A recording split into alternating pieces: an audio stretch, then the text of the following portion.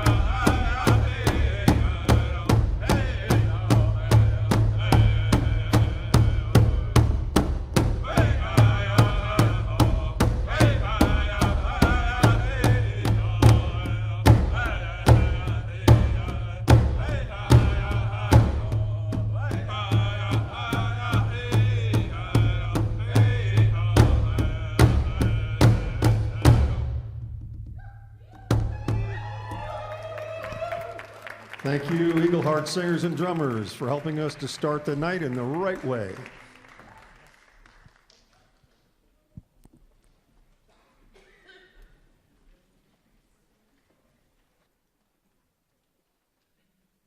Now, please welcome to the stage Jan Sumner from Wildlands League and Lawrence Martin from Mushkegowuk Council.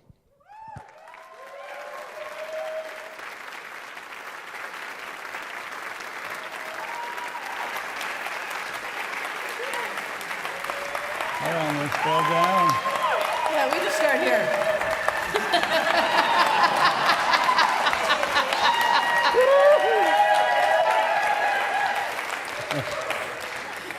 I always wanted to do that. Yeah. and pretend I was some kind of a rock star, you know? You are a rock Thank you. star.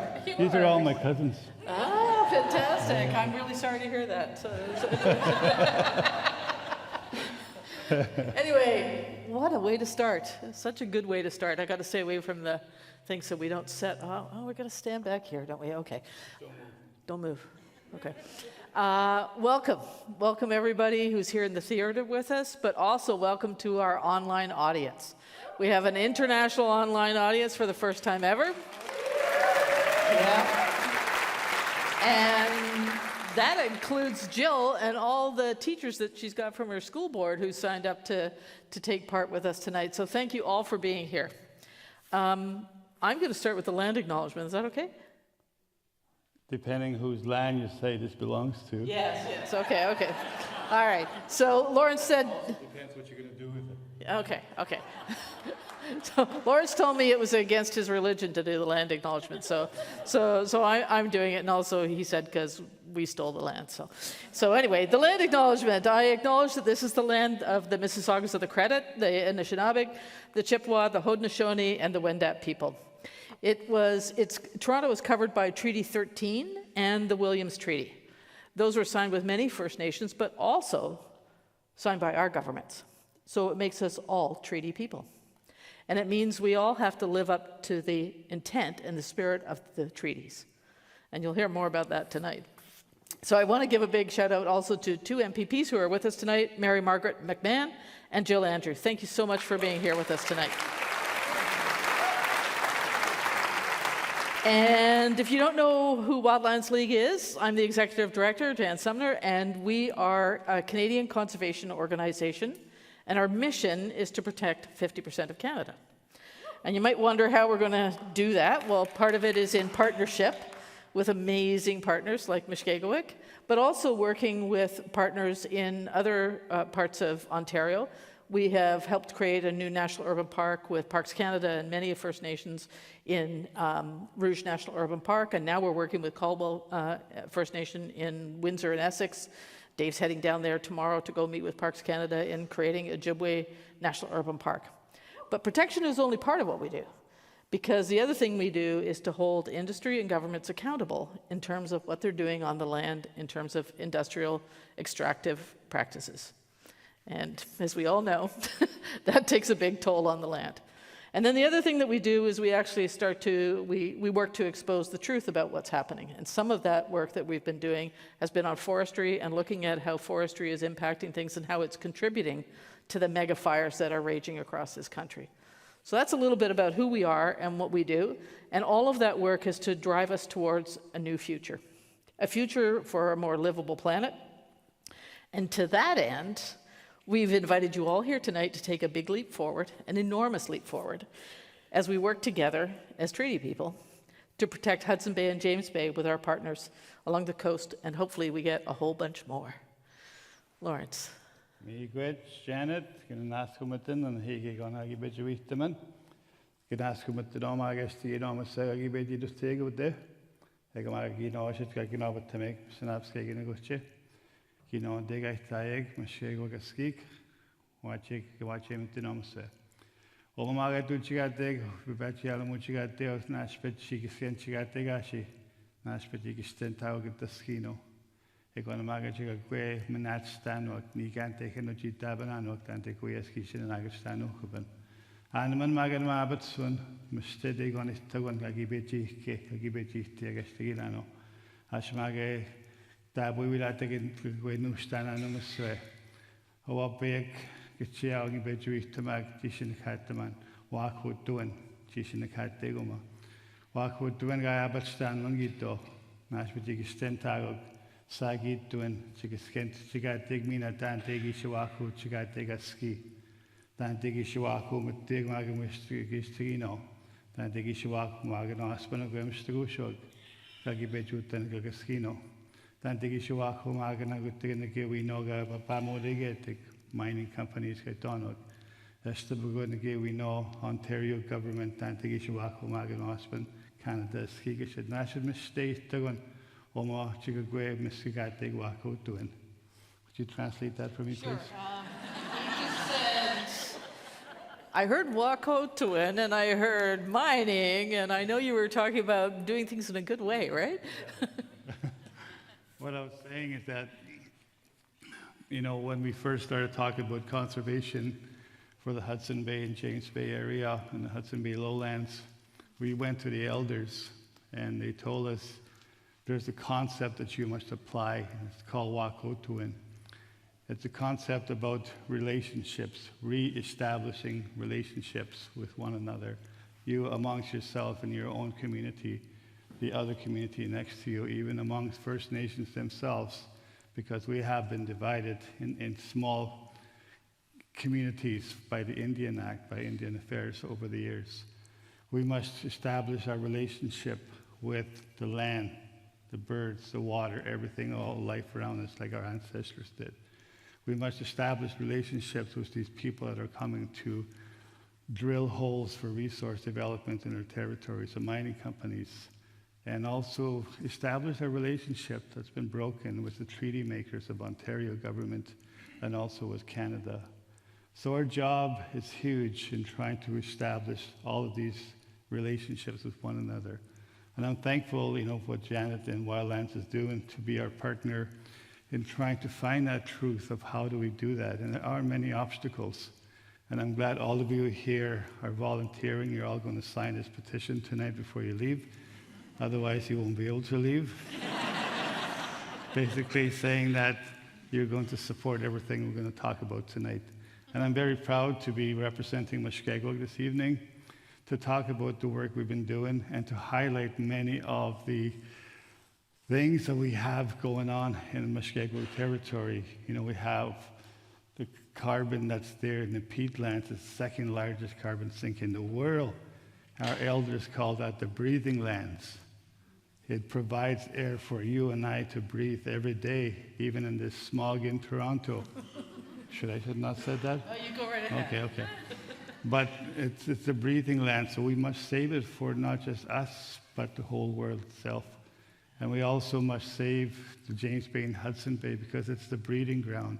They call it the birthing place of millions and billions of birds that migrate between South America through Mexico, North America, into our land. We have to work together. It's not just going to be Mushkegowuk trying to save the land for themselves, for the food for themselves, but it's everybody along the route where these birds fly. So it's a networking of all us humans to save the planet. So please listen in and enjoy yourselves. We thank the drummers for the song and the subway spirit that brought our brother Jim to us. And also we want to thank everybody else that's involved. I want to thank my team of Mushkegowuk staff that are here. So we're going to tell you all a really cool story. You're all set? Yes. Okay. But we're starting with a song from Lawrence because the only reason we're here at Koerner is because he wanted to perform here. So, take it away, Lawrence.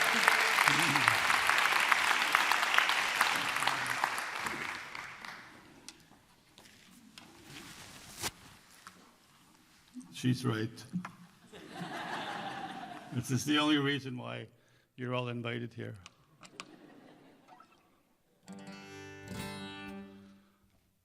Some time ago, like most people, we leave home, go to high school, go to school, get jobs everywhere. But the longing for home is always there. And for me, it's the same thing. So one year I was able to go back home. And this is what I felt. This is a song called Mushkegowuk Alelu. Alelu means the people.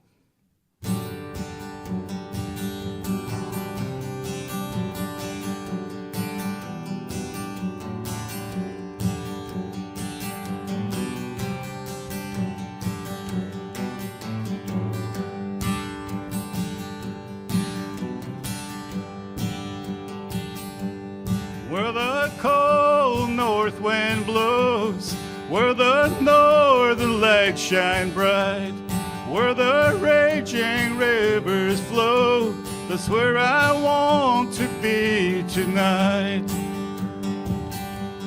Train rolls every second day to find a railroad end, where Mushkegowuk lands begin. Take this heart home again. Mushkegowuk Cree from around James Bay, home of a language that will stay. Home of the hunters of the Canada goose, home for this boy with the traveling shoes. Mushkegowuk, hallelujah. Mushkegowuk, hallelujah.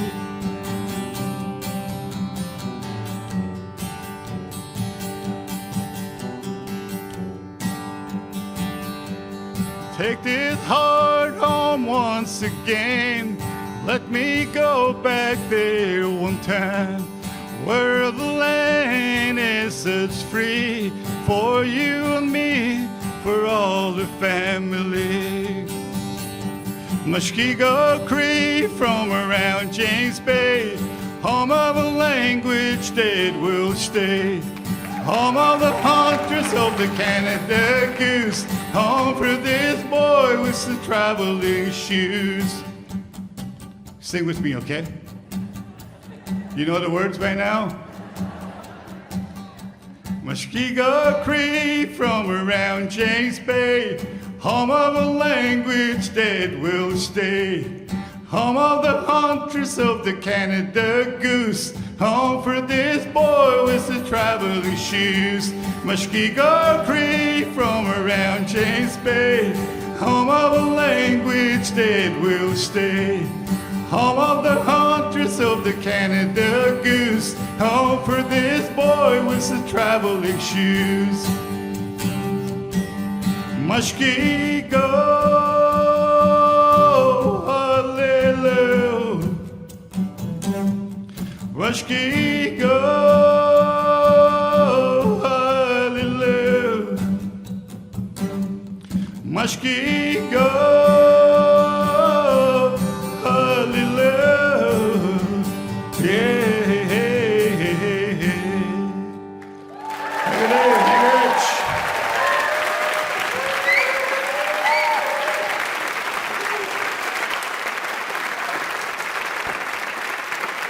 Thank you, Jimmy Rich. All right, on to the next part of the show. Hold on.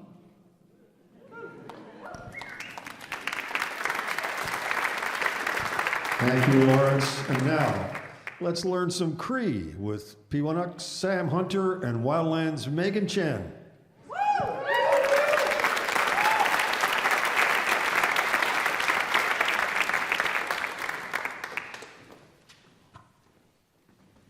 Hello, my name is Megan, and I do not speak Cree, so I'm so happy to have Sam here with me, otherwise it'd be real awkward. Sam, I've been really lucky to be on a few trips with Sam up north, and actually one of my first Cree words that I learned was atik. Am I saying that right, Sam? Yeah, Waje, Megan. Hello, Megan. Wache. Mr. Yamana Kataquapit. We've seen a lot of caribou, so I guess we will ask you how to say Waje. All right, let's practice together. And I know some of you already speak Cree, so help the others that don't. All right, ready? 1, 2, 3. Watch. That was pretty good. Do you think that was good? We have no word for goodbye, so our people tend to believe they're going to meet up somewhere. So there's no goodbye, so it's always Waje, even when people meet and they leave. Waje. It's very nice. All right. Menashin. It's nice. Menashin is nice. Can we try that? Menashin! Awesome. And before we get into more Cree, I just want to ask Sam, what does language mean to you and what role does it play in conservation? Language, speaking in Cree,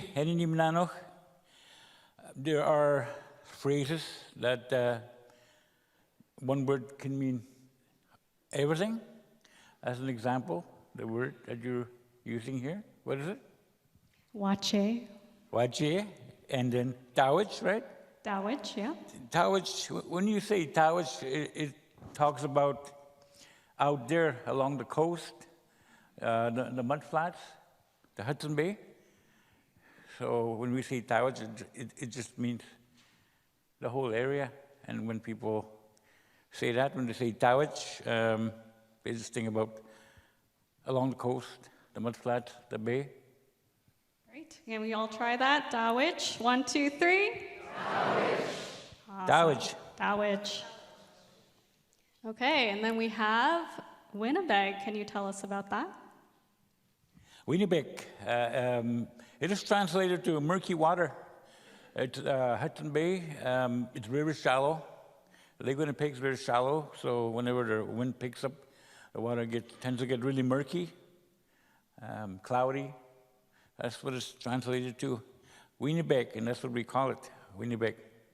All right, let's try that one. 1, 2, 3. Winnipeg. Awesome. Okay. Next one is Mushkegowuk. Us that live in Hudson Bay, we call it Winnipeg, but our fellow brothers and sisters that live in James Bay, they call Hudson Bay Mushkegowuk, but we just call it Winnipeg. And so we'll say Mushkegowuk. Hudson Bay. Hudson Bay, there you go. And, this is my favorite word, Wabamek. Am I saying that one right? Wabamek, that's beluga whale. Beluga whale, Wabamek. And I noticed my name is Megan, so I'm going to be Wabamegan now. Does that work, Sam? Wabamegan, that's going to be her native name. Wapa is a rude word for the color white. So wabas, it's polar bear, and whale, it's like snow goose. So Wabamek, it's all white, and so we call it Wabamek. Okay, let's try that one. 1, 2, 3. Wabamek. Now 1, 2, 3. Wabamegan. Wabamegan. Awesome. Okay, this one's very fitting. I think a lot of you might already know this, but it is. What was that? Oh, what's this one? Miigwech? Yeah, miigwech. In Cree, there's a subtle N and sh in there. Oji Crees and Ojibwe, they say miigwech. We say miigwech, there's an N. And a little sh, miigwech. That's the proper way of saying it.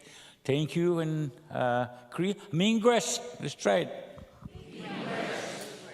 That's the way. Okay, so now it's over to you, Sam. What else would you like to teach our audience? Yeah, I just want No to bad say, words, though. I want to teach you a few words when you go home. Tell people if you want to go for a walk. Ashtam, pamusteta.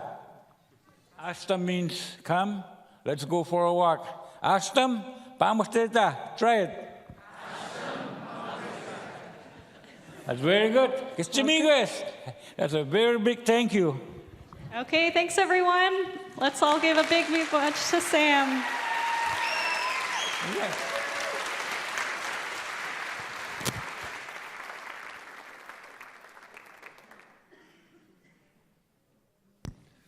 He's the Executive Director, Ontario and Waterways for Parks Canada. Please welcome to the stage, Jonathan Arnold.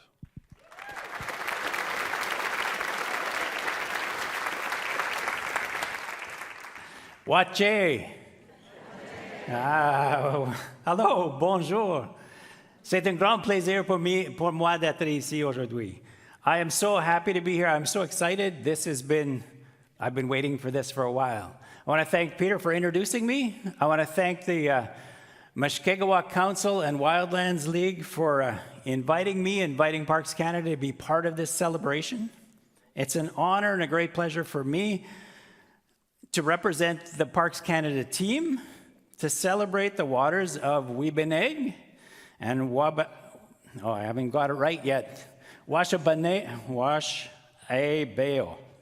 And above all, the ambitious work underway to ensure that they remain healthy for future generations. Through our collective efforts, we are helping raise the awareness of this incredible natural and cultural treasure for the people living in Canada and around the world. The proposed National Marine Conservation Area, or we call them NMCAs, will be 1.5% of the Government of Canada's goal of protecting 30% of the waters and lands. So the Wildlands League is looking for 50%. Canada, as a government, a little bit more modest, but still 30%, and this is going to move us forward in that. We're trying to get there by 2030. This is going to be an Indigenous-led NMCA. The contribution to advancing Indigenous reconciliation in Canada is another fundamental aspect guiding Parks Canada's work and involvement in the region. Ecologically, we know that this area is incredibly biodiverse, a key reason that we became involved in the area early on. But we signed an MOU with the Mushkegowuk Council in 2021, and since then we have been learning more and more about Omushkego and their aspirations for their homelands. Parks Canada team members have been, and some of them are here tonight, they've been privileged to participate in community engagement sessions among the nations through the valuable coordination of the Mushkegowuk Council, where we've been hearing important perspectives.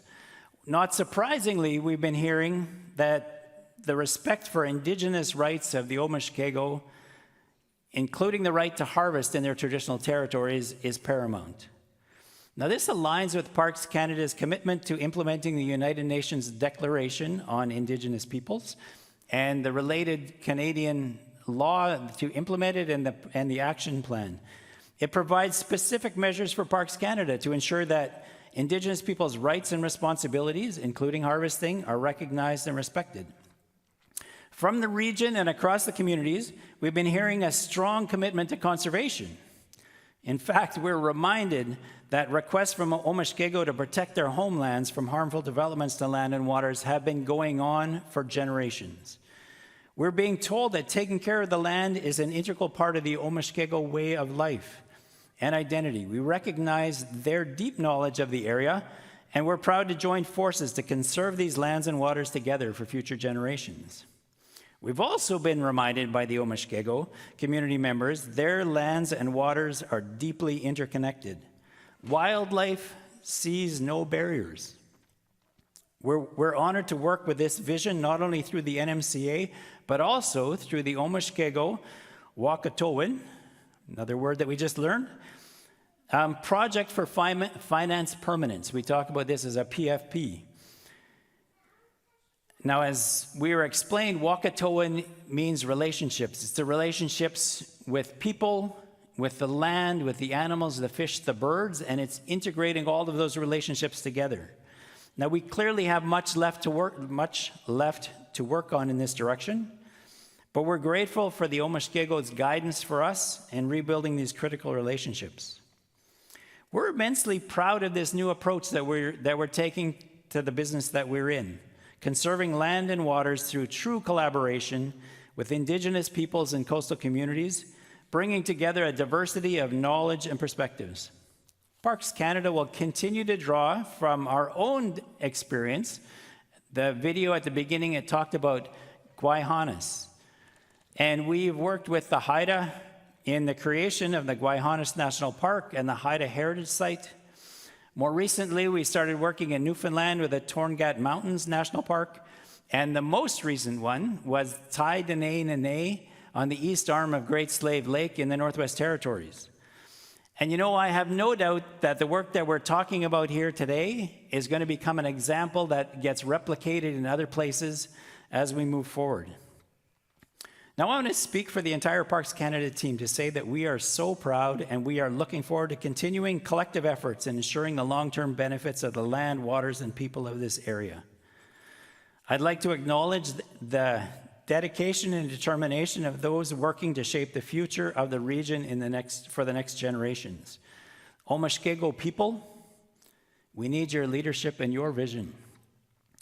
In turn, we commit to continue to earn your trust.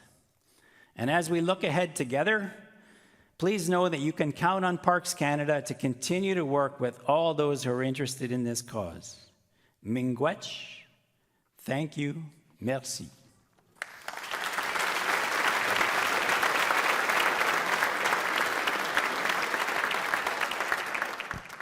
Now, let's welcome Dr. Zuzu Kuzyk, a coastal oceanographer from the University of Manitoba.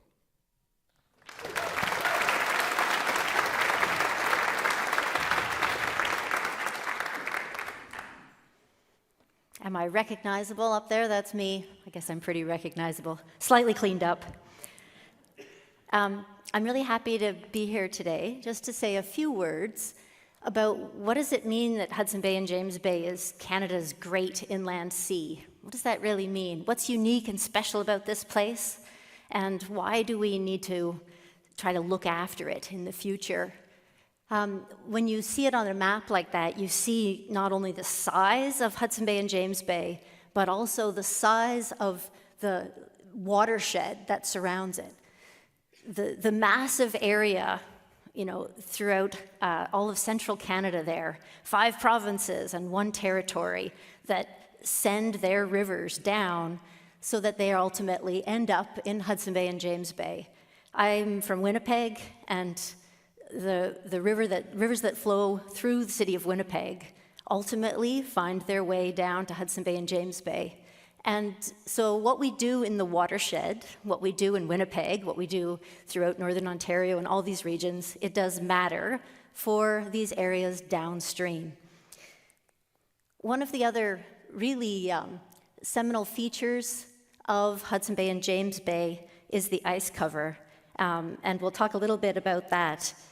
In many ways, we think of Hudson Bay and James Bay being pristine, relatively pristine, compared to inland seas that you would find around the rest of the world. There are some exceptions, some local exceptions, but in many ways, when we think of local human activities, adding pollutants, things like this, when we think of inland seas across the rest of the world, Hudson Bay and James Bay are still very, very special in that way.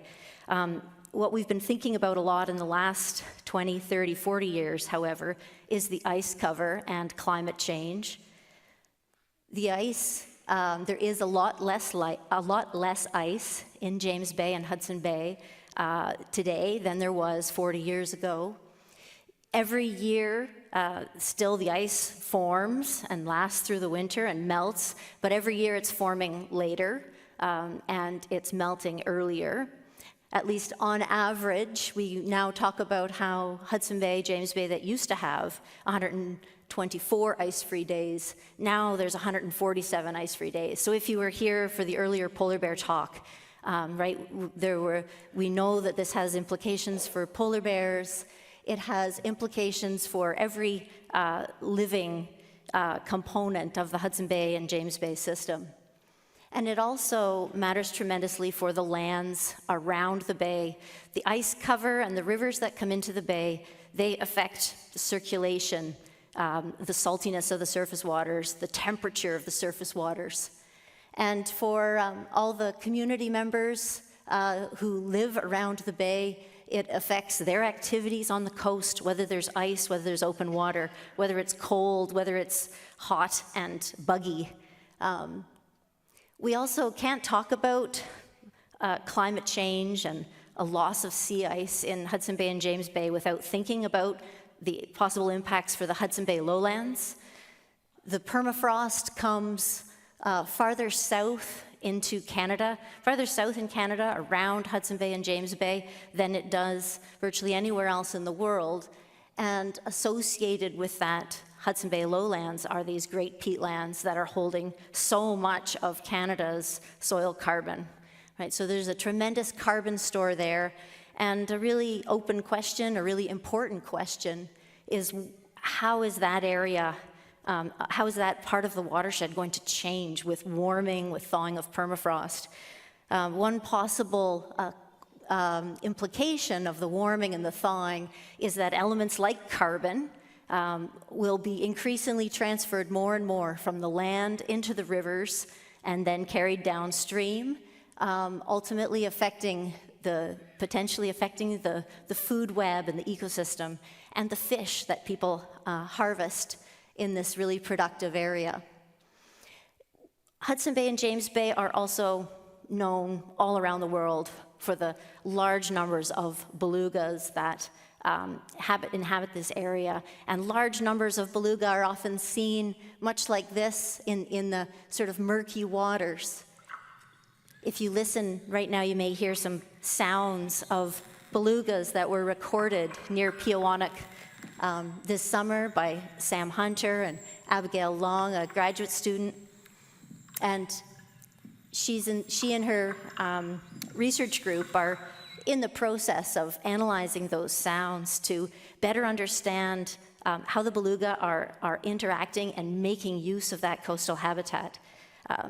So as you can see, we're in a process of sort of building our knowledge base about how this interconnected land, coastal, ocean system works and what these interrelationships mean and how they will change.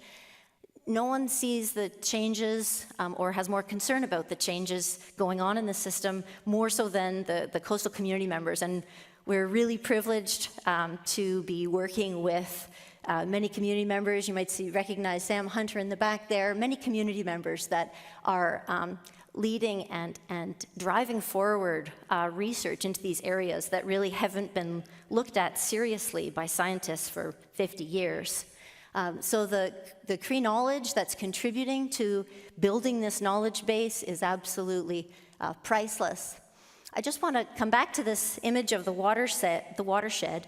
This is from a Canadian Geographic article. It's a busy map, but the marine conservation areas that we've been hearing mention of are in the blue out in the bay. The green is showing some existing parks. But the red and yellow colors on the map are showing areas of past and current human activity, development, and different types of activity. There are also road networks shown. And I think as we go forward and as we're doing assessments for future developments, I think there are two really important things to keep in mind. And one of them is that what we do in the watershed, what we do with the rivers, flows downstream. And we have to remember that the bay, Hudson Bay and James Bay, are at the downstream end of those activities.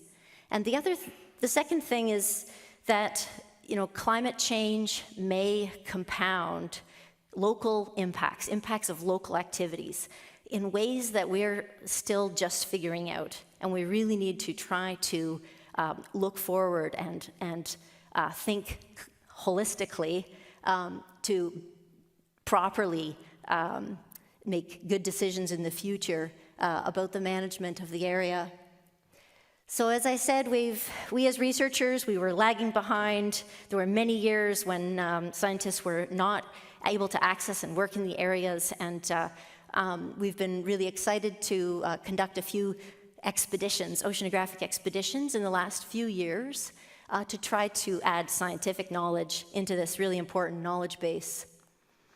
And I just want to acknowledge all the many groups that are contributing and working together to build this knowledge base so it can be there for the leaders of the future to make good decisions about the management. Thank you.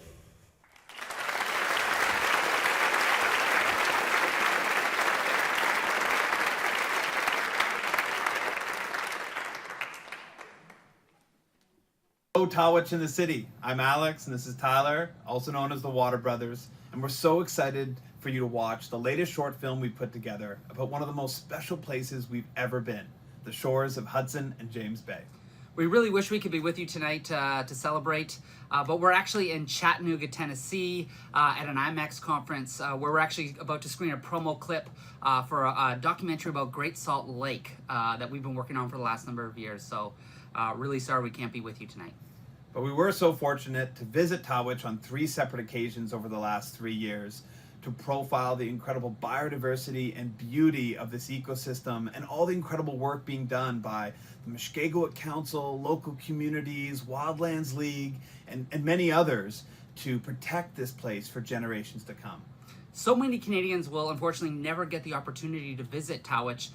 So we really hope that this short film and others, like our episode, The Breathing Lands, will really help more people in Canada and across the globe appreciate just how amazing the Bay is and why it's so deserving of official protection. And why it's going to be a game changer for conservation and in our climate as well. So thank you so much for coming out tonight to support this important initiative, and we hope you enjoy the video.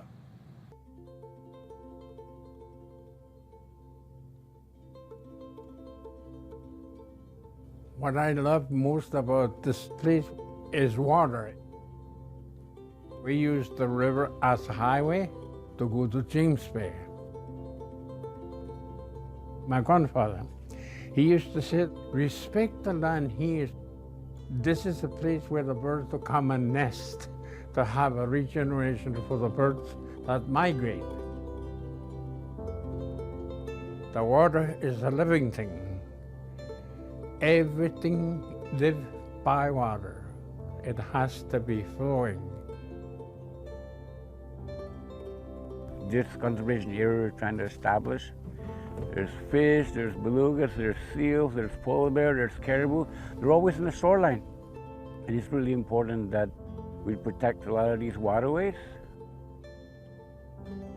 The polar bears are adapting to eating molting geese in the summer. And they only started doing that maybe 20 years ago, 30 years ago. I remember when biologists used to say that they're starving, but now they're in good health, so they have about 4 or 5 weeks of food that they eat during the summer because there's a lot of birds here.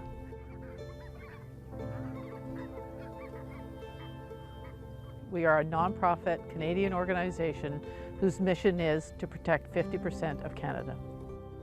This is a sandbar that's one of my favorite places. And this is actually going to be part of a national marine conservation area that the First Nations are leading on, and we're providing support to help deliver with Canada. A lot of our Indigenous partners, it's part of their homeland. And so this project is about protecting like 91,000 square kilometers of that ocean. This marine protected area goes from Manitoba all the way down to like Moosonee. Now that coast is over 1,200 kilometers long. It's actually longer than Hawaii's coast. You know, anytime I tell Canadians about it, they're also pretty stoked and kind of surprised. Like, really? I'm like, yeah, we have polar bears in Ontario. Everybody talks about Churchill, but I'm like, hey, we got 900 to 1,000 here. And we're gonna do our part to help protect some of their habitat. And then it will connect with the coast, and it will connect with the peatlands and the wetlands in the inland side. Canada actually has 1/4 of the world's peatlands. We are a peatland-rich country. We have one of the largest terrestrial peatland carbon stores in the world. Northern peatlands store 5 times as much carbon as the Amazon rainforest. The carbon that's stored here, we need it to stay here in the peatlands, because if peatlands are degraded or damaged, drained in any way, then all of that carbon that's stored there gets released to the atmosphere, and that is going to make climate change worse. And when we lose peatlands as well, we also lose an amazing store of fresh water and an amazing habitat as well for many, many different species.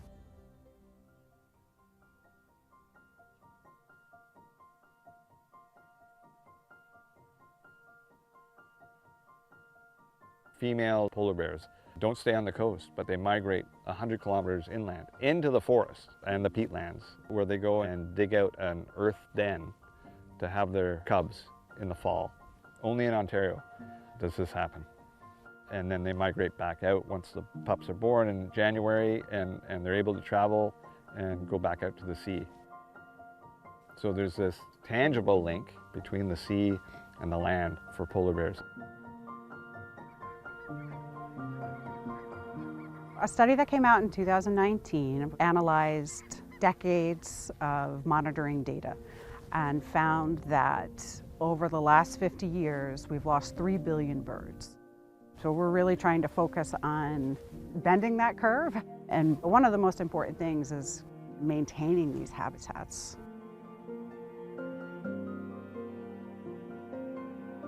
Once I found out about this National Marine Conservation Area that the Mushkegowuk people are leading, I just thought, this is fantastic. This is going to be a really important place. Wherever you go, the common thread is that they want to protect these homelands for their future generations. They are thinking ahead. The Indigenous conservation leaders are progressive because most of the world are not thinking about their great-great-great-great-grandchildren. But the Indigenous communities are.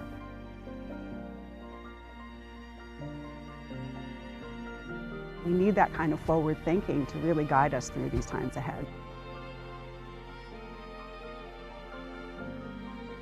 getting these people to come up, universities, scientists, environmentalists, to come up here has been a lot of work.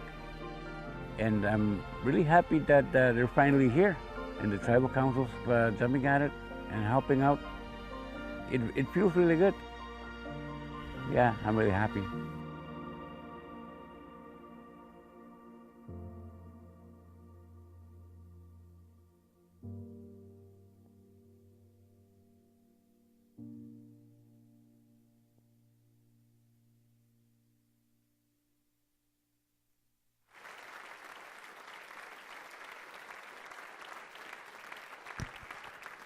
Tanya Talaga, born and raised in Toronto, is of Anishinaabe and Polish descent.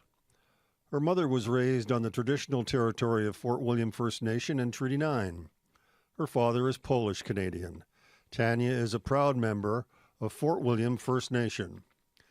As a journalist, Tanya spent more than 20 years at the Toronto Star and is now a regular columnist at the Globe and Mail. Acclaimed author of the national bestsellers Seven Fallen Feathers and All Our Relations, Finding the Path Forward, she recently released the book The Knowing. It's based on her family's experience in residential schools and is the focus of a 4-part documentary series for the CBC. Please welcome Tanya Talaga in conversation with Wildlands Anna Baggio.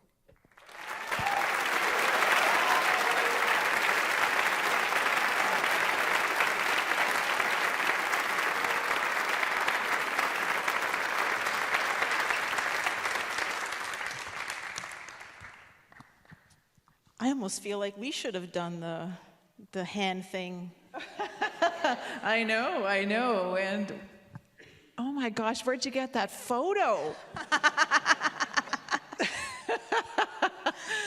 There's a story behind that one, a big story. On the shores of Hudson Bay. That's true, yeah. I was taken in 2011. Oh my God, yeah, it's we've traveled a lot together, Tanya and I. Just let me say, it is such a delight and an honor to have you here tonight, Tanya. Thank you, and congratulations on your new book and your new docu-series, both named The Knowing. And thank you for telling your story and all your stories, and for helping to rewrite the history of Canada. No joke, rewrite the history of Canada. And that's right. That's right.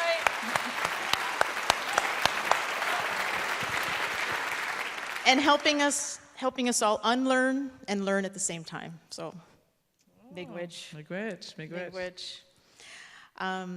Okay, so let's start with the Albany River, because that's where we were in 2011. You and I flew there.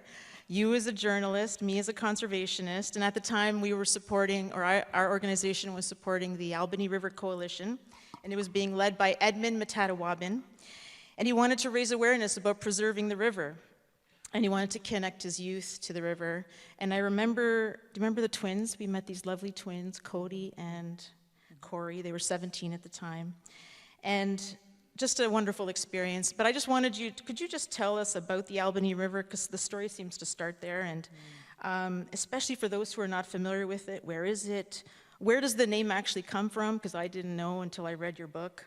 And obviously, what is the name of that river that predates colonization?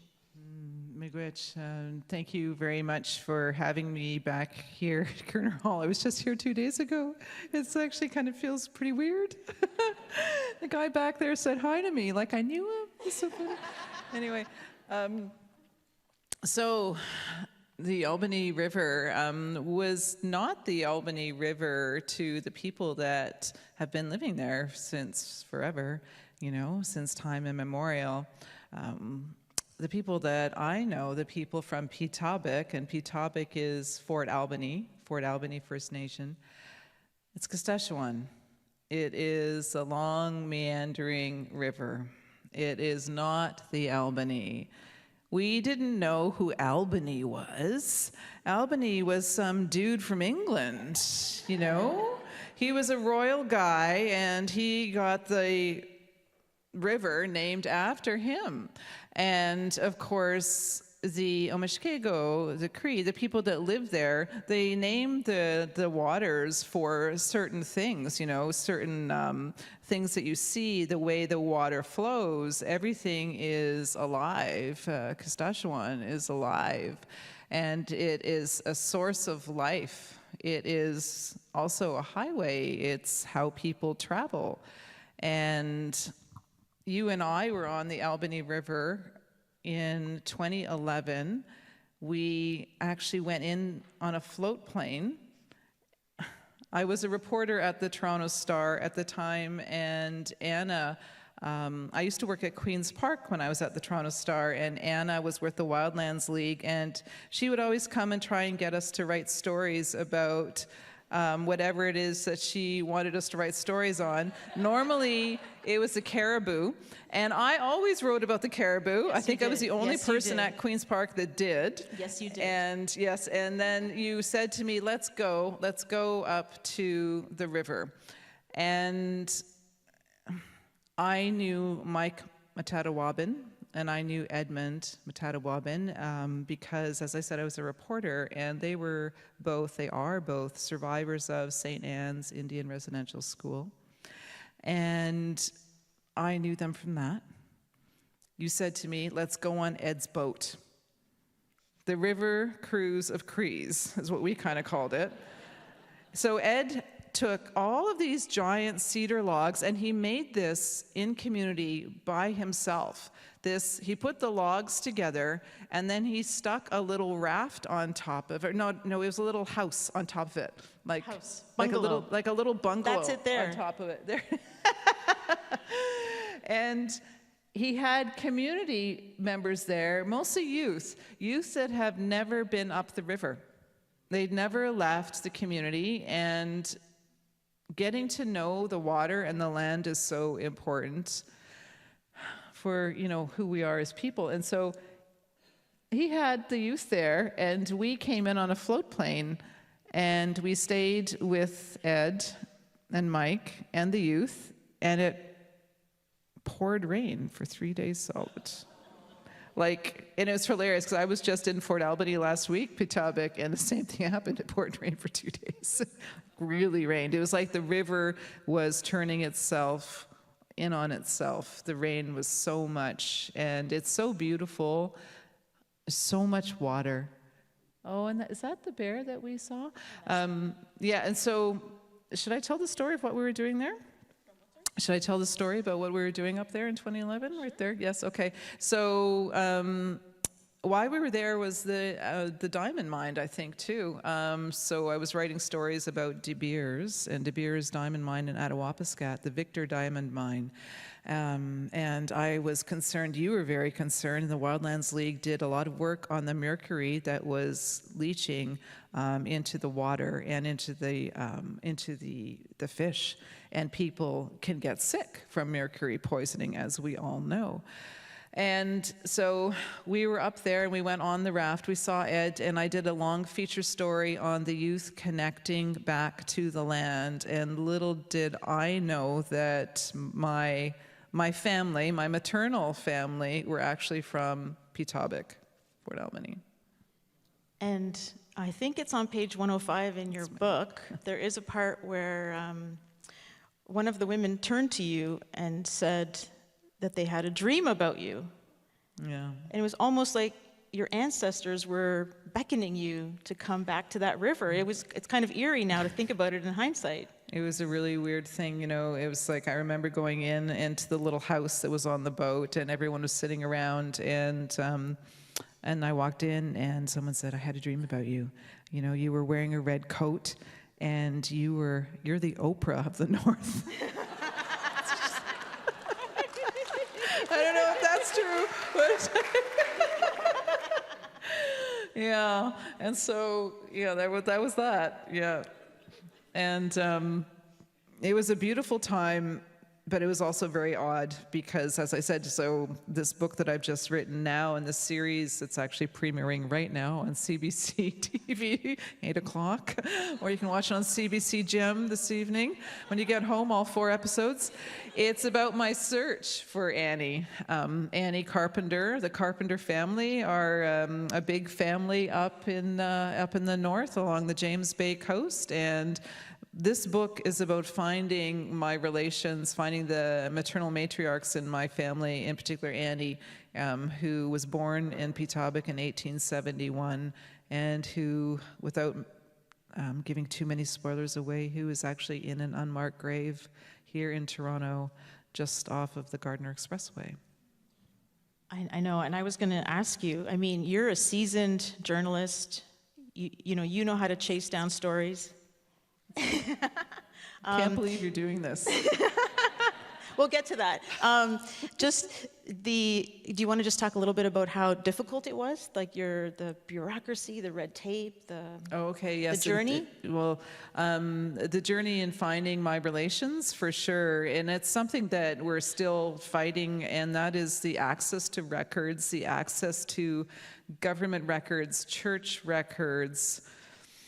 It's really difficult, a country that has tried to assimilate and has tried to colonize you, does not want to keep your records, right? And so many of our records were burned, they were destroyed, they were misfiled, misplaced. And so the fight to get those records is so important because we're all looking for our family members. We call it the knowing of the people that went away to Indian residential school or to Indian hospitals or to asylums and who never came home again. Our families all have someone that is gone or have heard of someone that is gone. And so finding those records is so important to us, and working with getting those records from the churches, from the Vatican, and getting them here to Canada. It's just so important that we need those records to find our family members. And I really hope that this book ends up in so many schools. I'm only halfway through, but the knowledge that you have tracked down and shared and put together in a story that hopefully will awaken a lot of people. Thank you. And it was nice to see Louis Bird, because my book opens with a story from Louis Bird, actually. Yeah, in Checapesh in the Dirty Sea. It's about Hudson Bay. You've been to Tawich with us. And so that picture that you did point to, in 2015, we went to Cormorant Point in southern Hudson Bay with Sam. Mm-hmm. And Tanya describes herself as the most urban Indian that she knows. But she went wilderness camping with us. And she did great, and she was a trooper. And, she had to sleep in a tent like everybody else did. We were in polar bear country. We were well protected. Sam had us well protected. And then it turns out at the end of the trip, Tanya also had us well protected.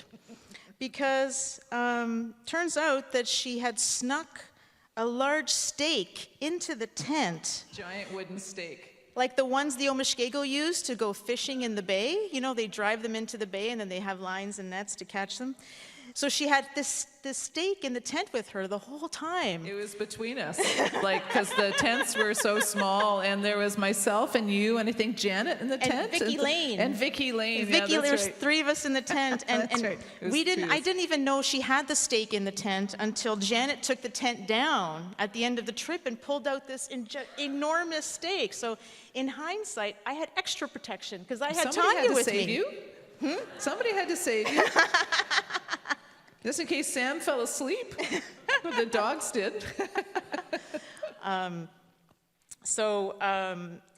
If there's one thing I've learned spending time with the Omushkego is that A, they're not going anywhere, and B, they love to laugh. And Tanya writes about this in her book, Laughter is being medicine, about laughter being medicine. And then you also write about status Indians. And I don't know, do you want to tell that story to the audience? Do you remember it? Oh, about being expired? Yeah. About how, well, it's kind of funny in a sort of somber, terrible way, but every First Nations person, most First Nations people are status Indians, and so that means that you have a 10-digit number With your name, you're placed on a list the Government of Canada keeps, and this card, you carry it around with you in your wallet or your purse, and it has an expiry date. I don't know what that's about, right? It's like, oh, maybe they know something that we don't. So I know, but I do know a lot of expired Indians walking around out there because they just really don't want to renew their card again. You know, so it's pretty weird. I do talk about that a little bit, and about the importance of looking at the Indian Act, and it's a racist piece of legislation that's been on our books since 1876 in this country, and I talk about it in the knowing because Annie was 5 years old. She was 5 when the Indian Act came into law, and I am the 5th generation of women to live under the Indian Act. So it's actually not a laughing matter, but we have to work as a people to figure out what to do with it. We do, and I could talk to you all night, but I can't. I'm not allowed. So, if Are you gonna show any more photos? I'm really scared for the pictures. I mean, this, just so you know, this picture, we all basically had hypothermia. I'm actually surprised that our lips are moving. Because this was July 1st, and it was so cold, and we were on the water for 7 hours. Yes, we were. Yeah, and by the time we got to Cormorant Point, our lips were blue. And the water in the canoes was about like that, right? Yeah. Do you remember? Yes. And we were soaking to the skins. And there was a polar bear waiting for us when we got there onto the point. Yep. And what did we do? We circled the boats around the polar bear because we all had hypothermia, including Sam, I'm convinced, and our guides. And we were taking photos. This bear could have charged us at any time. Anyway, the bear stayed with us for the entire time we were there because they stalk you. Was it a mile out? Yes, they did. Mm-hmm. And so he did. He stalked us, or she, and watched us the whole time away. And that's why I had the steak in the tent. Tanya, do we have, you know what? You do this, Tanya, come on. Can you just read the last page of your book for us, please? Oh my gosh, okay. Granny has to get her glasses on. Okay, so this is, I can't believe you're asking me to read the last page, because that's like the spoiler alert of all spoilers there. But here we go. I'm gonna read it. All right, They okay. said no, They I said can't no. All read right, it. okay. I can't read it. Okay, but don't let's just say yeah. that I'm not going to read it. But it's about the Saskatchewan CP. It's about the water, and it's about Pitavik, and it's about going home, Nigiwanan, going home. So thank you, Tanya, and I hope we can all play a role in rewriting the history of Canada and be open to hearing other people's stories and truths.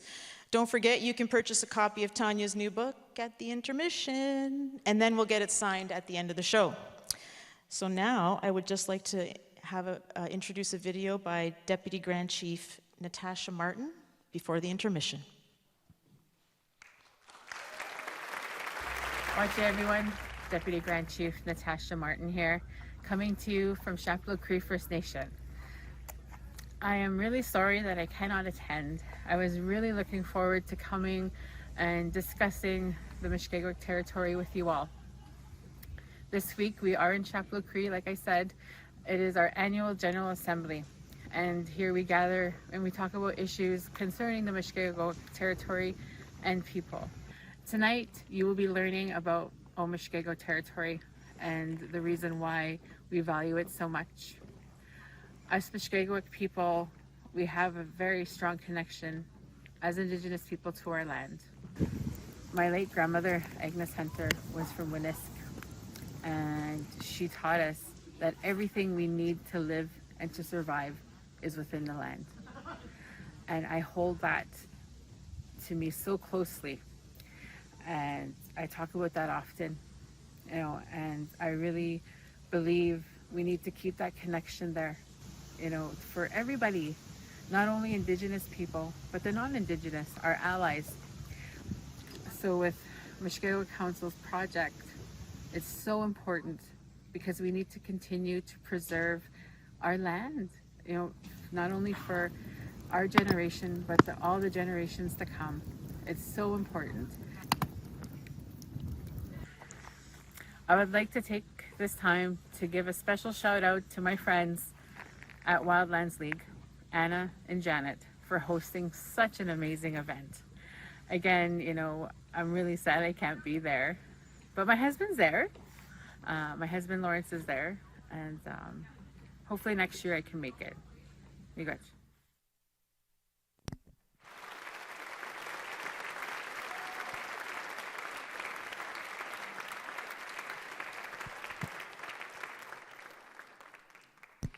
Okay, folks, we're going to have a 20-minute intermission now, so stretch your legs and enjoy Indigenous art and buy Tanya's latest book. And the Tawich report is in the lobby also.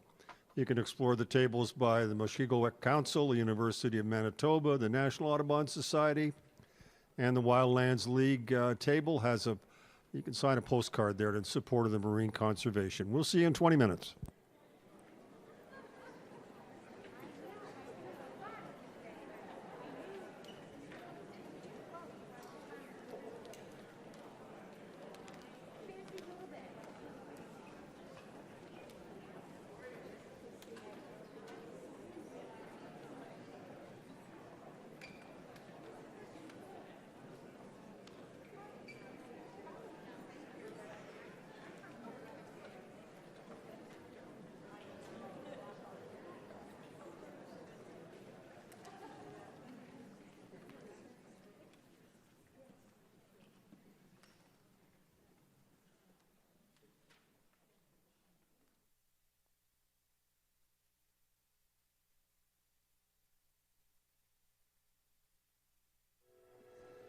I'm Jeronimo Kataquapit, and I'm from Alawabskut First Nation.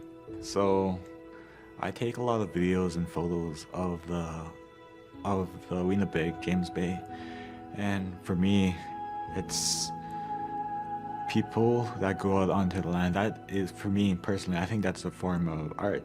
A lot of people say that we did it out of necessity to survive, which is true, but if this really was just all about surviving, then why am I feeling so good about this? Why am I happy to be out there? It was really cool to find the drone for the first time. Yeah.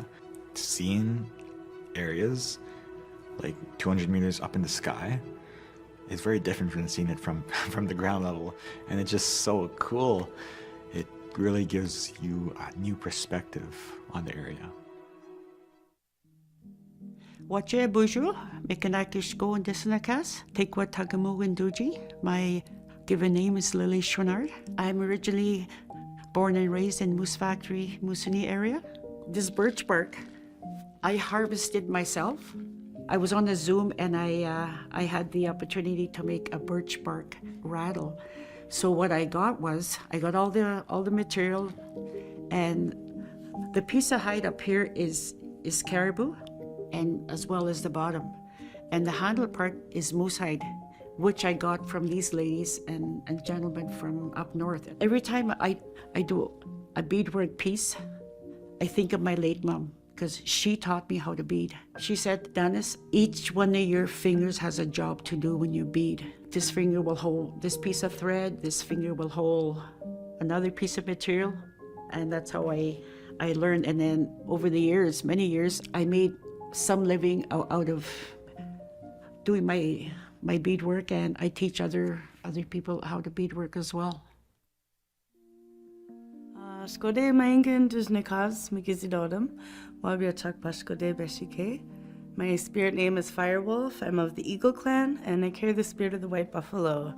I'm also known as Christina Bikintis. I'm a cultural revitalization coordinator with Wokotowin and an artist. All of my art is inspired by the culture. I like to spend a lot of time on the land, so I incorporate a lot of that into my art. Our ceremonies, dreams, visions. This art piece is called Cookum's Knowledge. It's about the transfer of knowledge between generations. I like to paint the trees where the roots turn into water because of our connection to the water as women and people. I like the representation of the cookum, the grandmother teaching a grandchild, because I think about my own life, my mom teaching my son about medicine, so I put medicines all over the canvas. Art is a way to be a voice for the land. It speaks in a way where words can't speak, and we get to preserve our culture and keep our stories alive. Miigwech.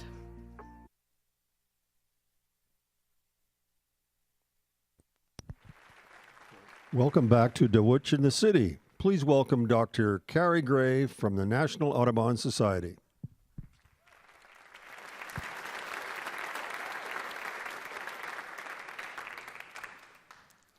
Hi, my name is Carrie Gray. I'm with the National Audubon Society, and we work to protect important bird habitats across the hemisphere, from Canada to Chile. Pristine, unbroken landscapes that support thriving bird populations are increasingly difficult to find in most of the world, but not in Canada.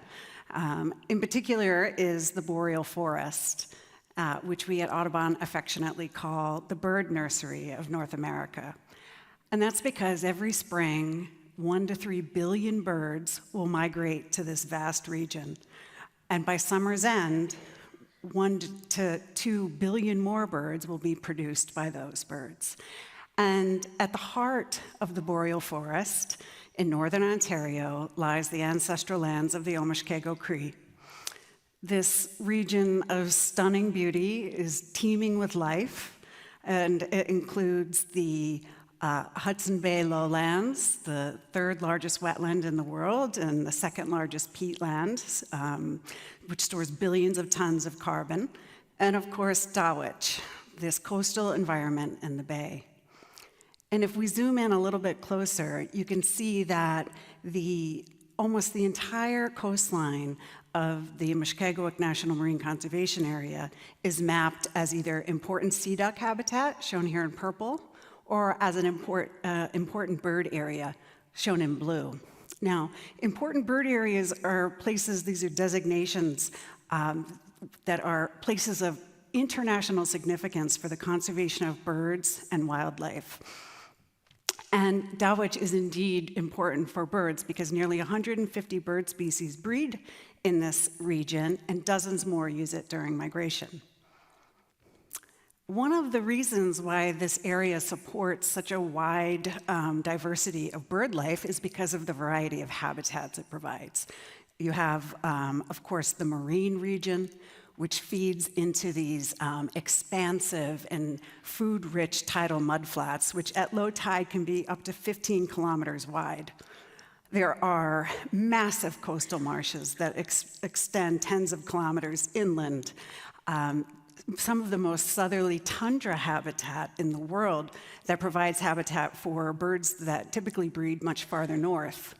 The region also hosts a rich landscape of muskeg, intertwining bogs and fens that extend right up to the coastline in some parts of James Bay. And so it is this variety and diversity of habitats and resources that Tawich provides that gives rise to the wealth of bird diversity and abundance that we find here. But this region also plays a critical role for birds that breed elsewhere in Canada and that pass through here on migration. It's important to remember that 80% of the bird species in Canada are migratory. And so while protecting nesting areas is very important to support healthy bird populations, we also need to protect the places where they winter and the places that they use during migration. And so birds need places along their migration route where they can safely stop to rest and refuel and feed. And we call these places stopover habitats.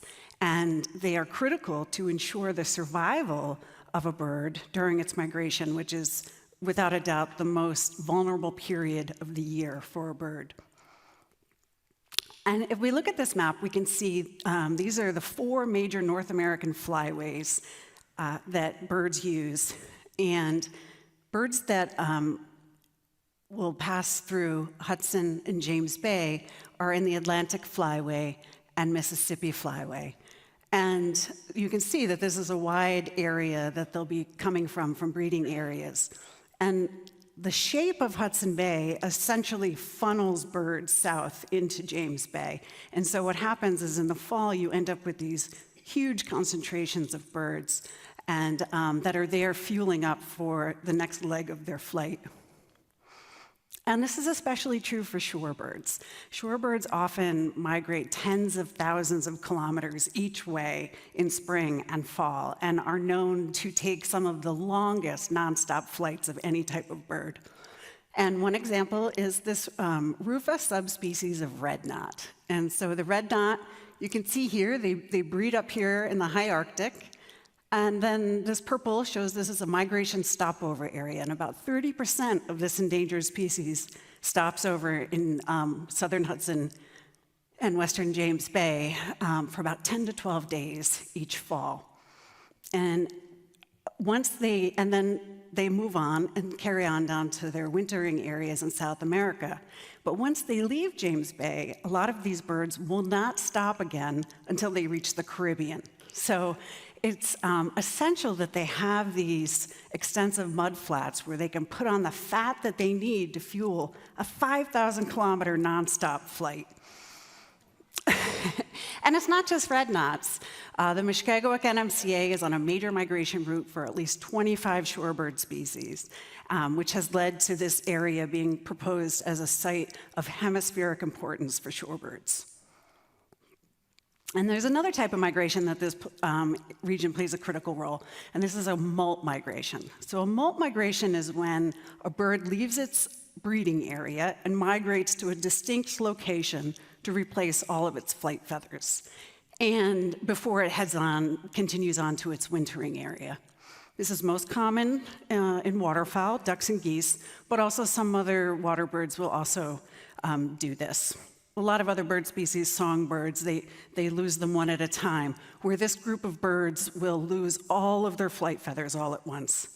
So they are flightless for a period of 3 to 4 weeks. It's a very vulnerable time period because you can't fly, so you need to have all your food right there, and replacing feathers is energetically very expensive.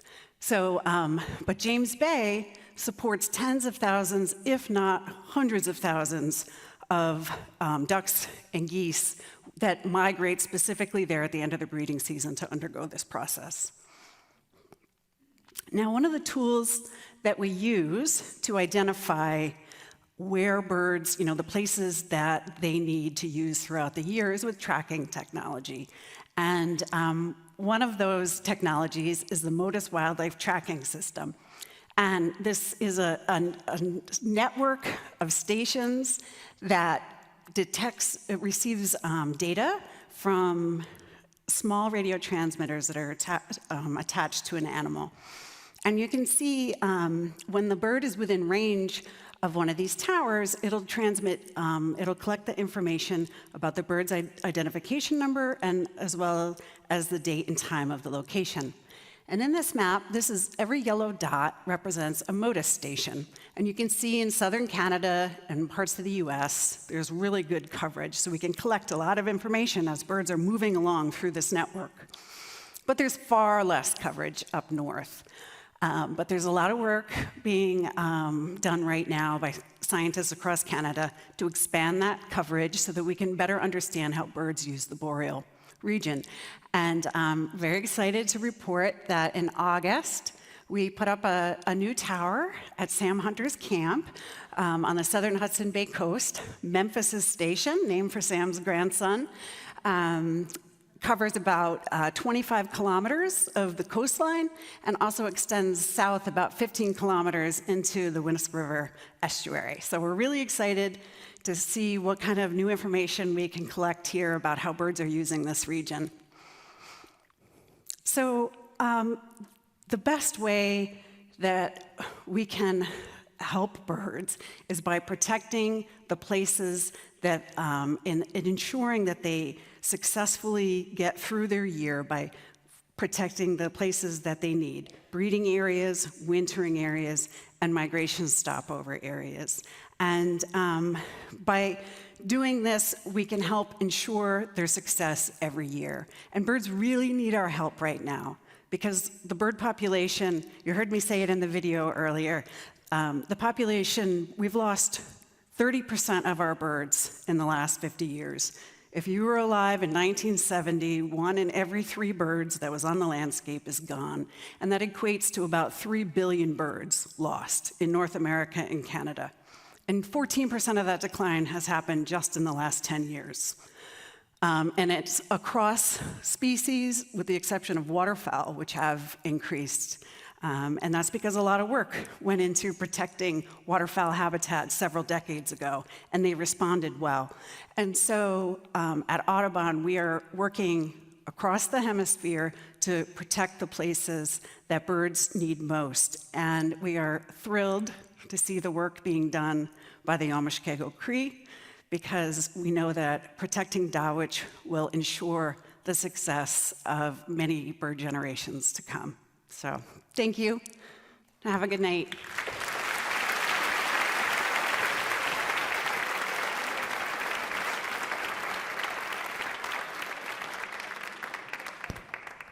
Please welcome back to the stage Anna Baggio, Wildlands League's Conservation Director.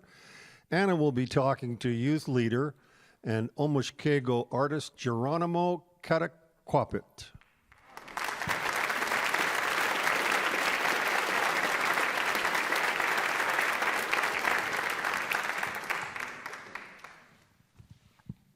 I'm back.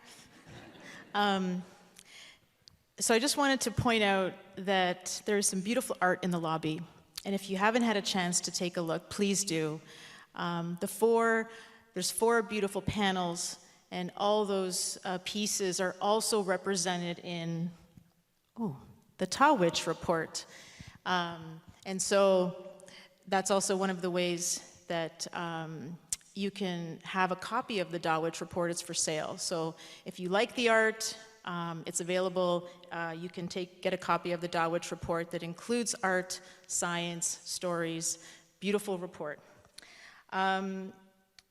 Just behind me, you're going to see some of the art, and we're doing that because we want to make sure that the people on the live stream get to see it. And before we get started with Jeronimo, I just wanted to give a shout out to Patrick Chichu. He is one of the artists here today, and he's actually one of the artists of one of the panels. So the beautiful crow and the wolf, that's Patrick Chichu. And I just want to give a shout out to Patrick, and I can't see him. Patrick, where are you? There you are, okay. Patrick, yay Patrick.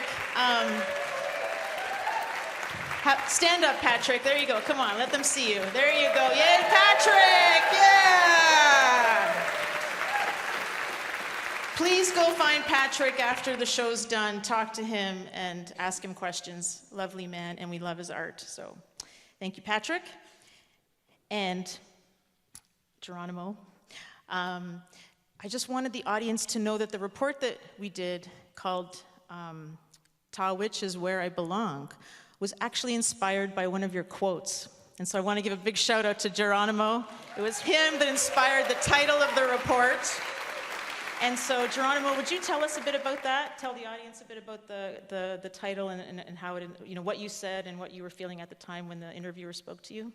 Yeah, for sure. That was back in New Year's. I was a part of the Tawich study, and during my interview there, I was asked what's so important about your homelands. Like, why do you care about it? Like, why should you go out there? And as I was just going on and yapping away about how much I love my land, I was talking about it, and I could talk about it for hours. And one of the things I said towards the end was, it's home. It's where I belong. Tawich is where I belong. That's where I'm from, and that's where I'll always be from, and that's where I'll always belong. There, home. And I guess Anna liked that quote so much, she ended up taking it. And I didn't actually know it was me who inspired the title till she came up a few months later, and I was like, oh yeah, I did say that during the interview. But yeah. Yes, you did. Do you want to talk a little bit about spending time on the land with your family and Akamski Island? Yes, for sure. I've been going out to the land since I was still in my parents' Tikanagan when I first started going out onto the land. So I've been going out there since I could remember, and I still do it today every year. And Anna's referring to a place called Agamaskie Island. If you're not familiar about where it is, it's in James Bay. It's this huge lump of land in the middle of James Bay on the west side. And Agamaskie is one of the first places I've ever been out when I've gone out to the bush for the first time. And it's a place I go there every single year for our annual spring hunt. And it's, like I said, that's where I've learned how to harvest my first goose. That's where I've learned to pluck my first goose. That's where I've shot my first animal, was Agamaskie Island. And it's something that's been kept up for years and generations.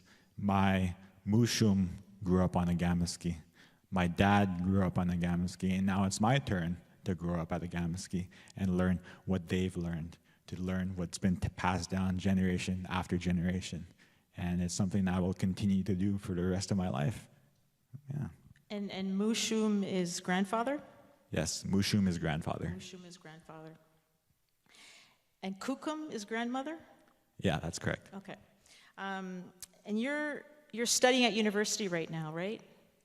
Yeah, I am. I'm studying at the University of Waterloo, so it's just west of Toronto here. It's in the Kitchener area. And I'm studying geography and environmental management. And it pairs so well with what I already do, out in the land. And it's so cool to learn it from everything I've learned was passed down through generation after generation.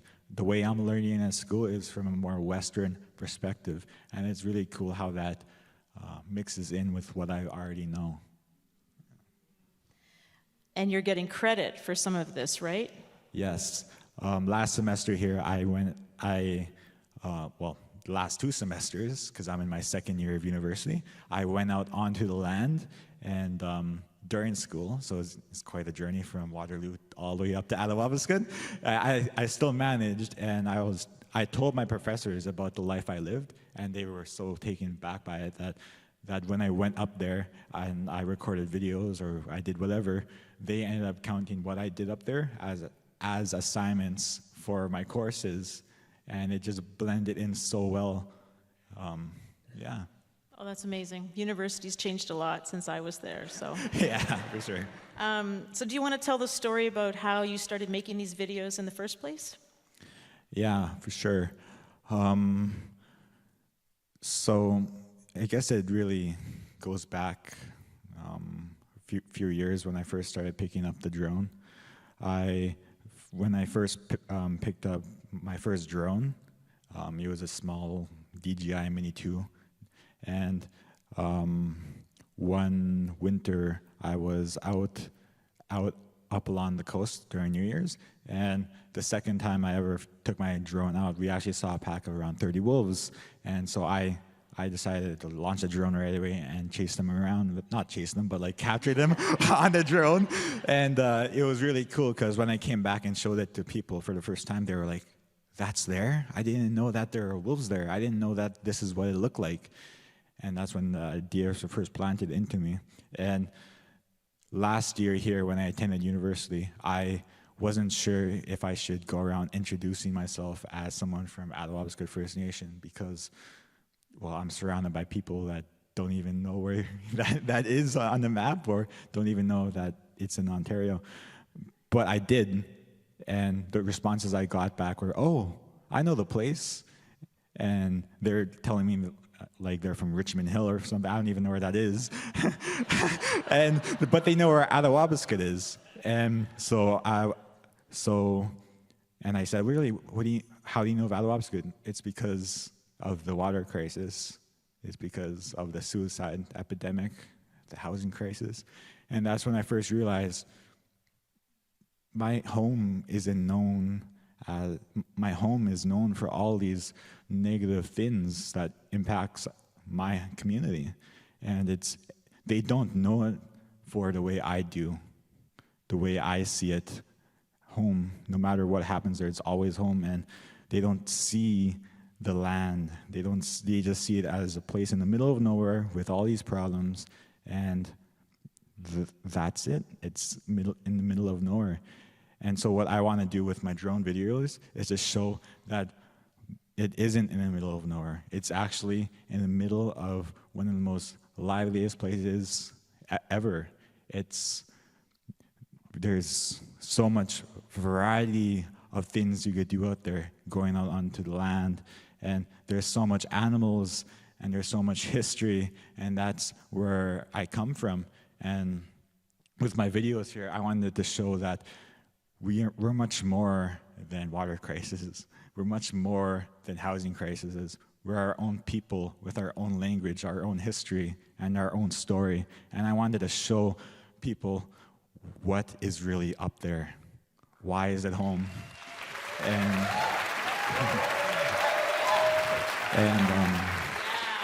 that's what I'm doing with my videos.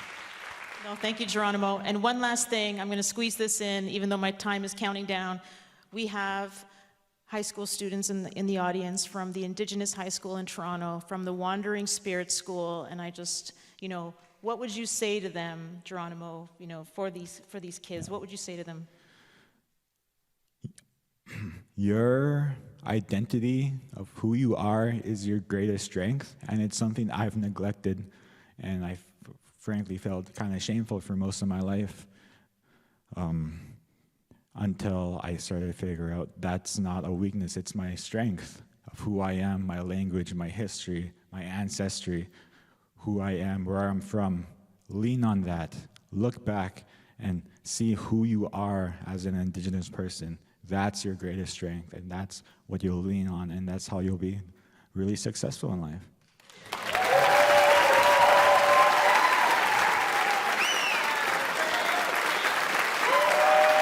Thank you, Jeronimo.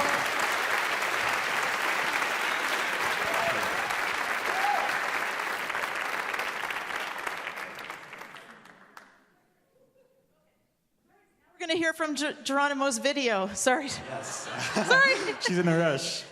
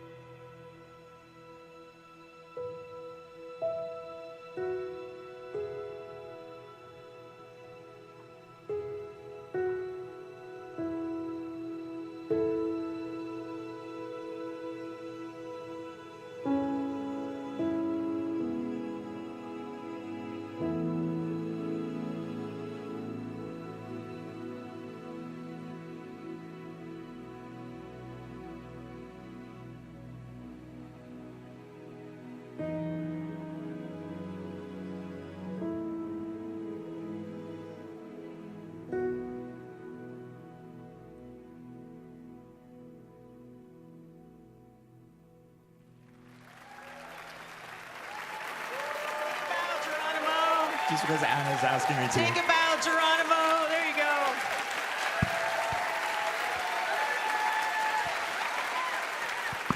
Thank you. Ladies and gentlemen, our next performer was born and raised in Canada's far north. He's a roots rocker with heart from Attawapiskat First Nation, with the voice of a songbird, a boatload of talent, and an ocean of muses from the waters of James Bay. He melds folk, rock, roots, and blues, and draws inspiration from his northern life, his traditional lands, his Cree culture. His music touches hearts, with soul-stirring songs rippling far beyond stages and airwaves. Would you welcome Adrian Sutherland?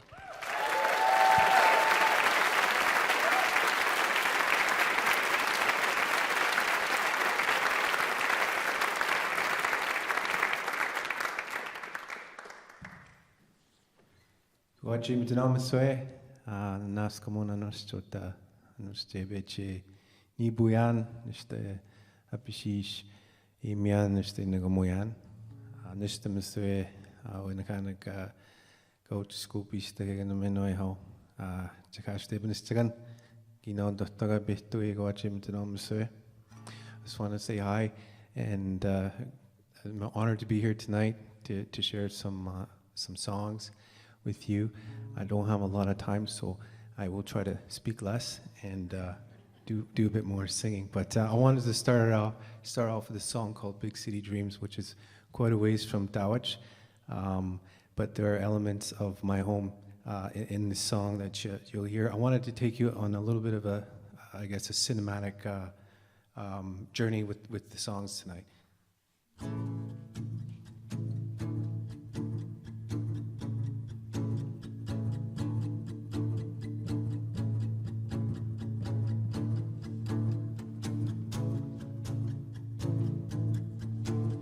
Chasing big city dreams, got no fear, 'cause I got a song that will get me the hell out of here. But every time I get my feet moving, for a moment I see you, then you disappear. There was a time I knew I was going somewhere. If only I could find my way clear. But every time I get my wheels turning, this damn road's closed again and I'm still here. Oh, I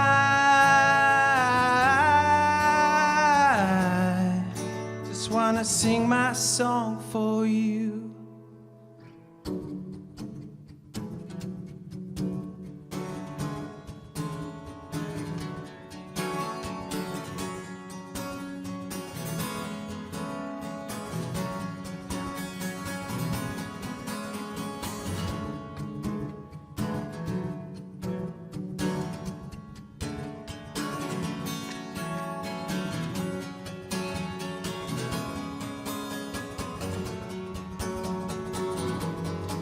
Up here the winter nights would turn us to the fire.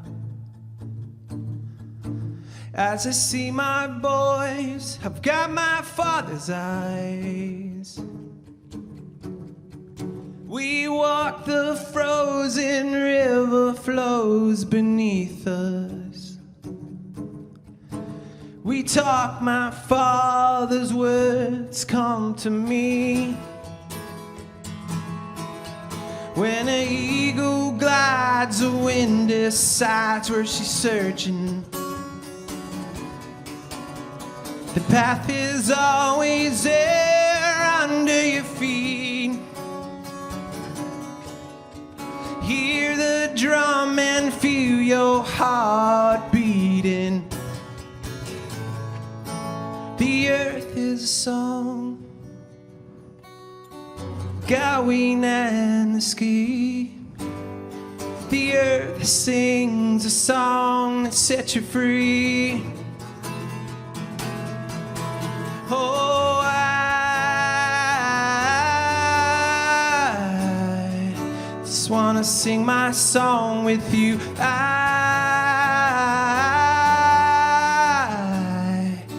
feel the spirits coming through. I just wanna sing my song for you.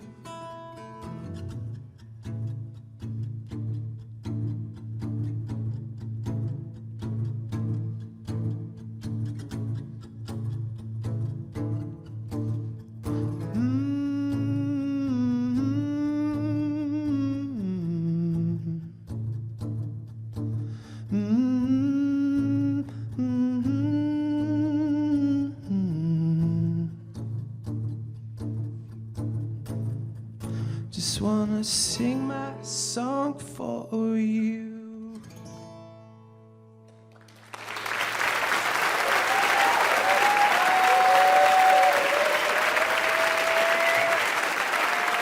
Thank you.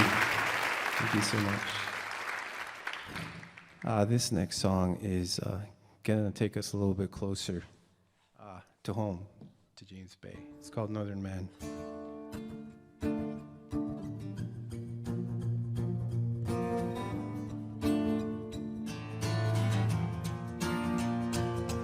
I know this land like the back of my hand. I don't own the earth, but it's who I am. I might get lost, but I'll find my way to where the home fires burn, where I know you'll be. Sit with you by the fire, underneath the trees, beneath the stars. I am a northern man, 1 foot in the past, 1 in the here and now. On this sacred ground, I am a northern man. Oh, I am a northern man. Oh, I am a northern man. Oh, oh, oh, oh. I'm heading out at the break of dawn. I'm going south where I don't belong, so far away from the ones I love. Just say the words and I'll turn around to where I belong. Sit with you by the fire, underneath the trees, beneath the stars. I am a northern man, 1 foot in the past, 1 in a here and now. On this sacred ground, I am a northern man. Oh, I am a northern man. Oh, oh, I am a northern man. Oh, oh, oh,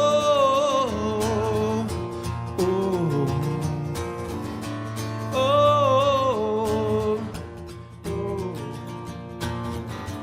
oh.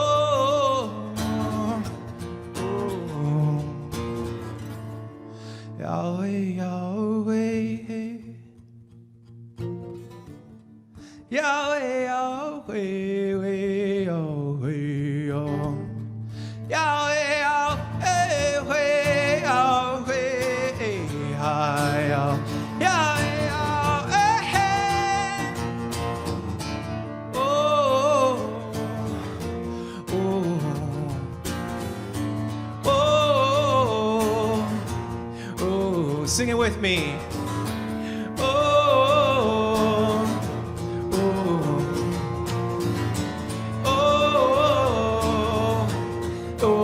Sing it.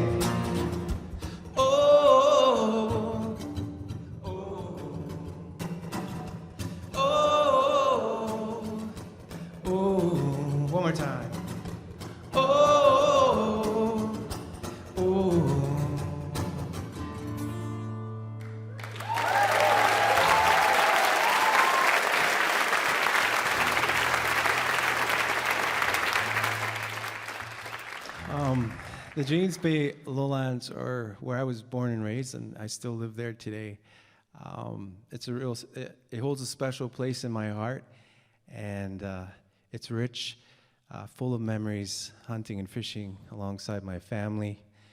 The James Bay lowlands they're not just a place, it's a tapestry of connections, adventures. It's a place, I don't know how else to describe it, but to me it's magical, and it's why it's so important for us to think about protecting those lands and those waters up there. Not just for the people that live there, but for the world and for Canada. So it's important for us to come together and build that relationship and have a common goal as we protect special places like James Bay and Hudson's Bay. So now we are finally home on this last song. It's called James Bay.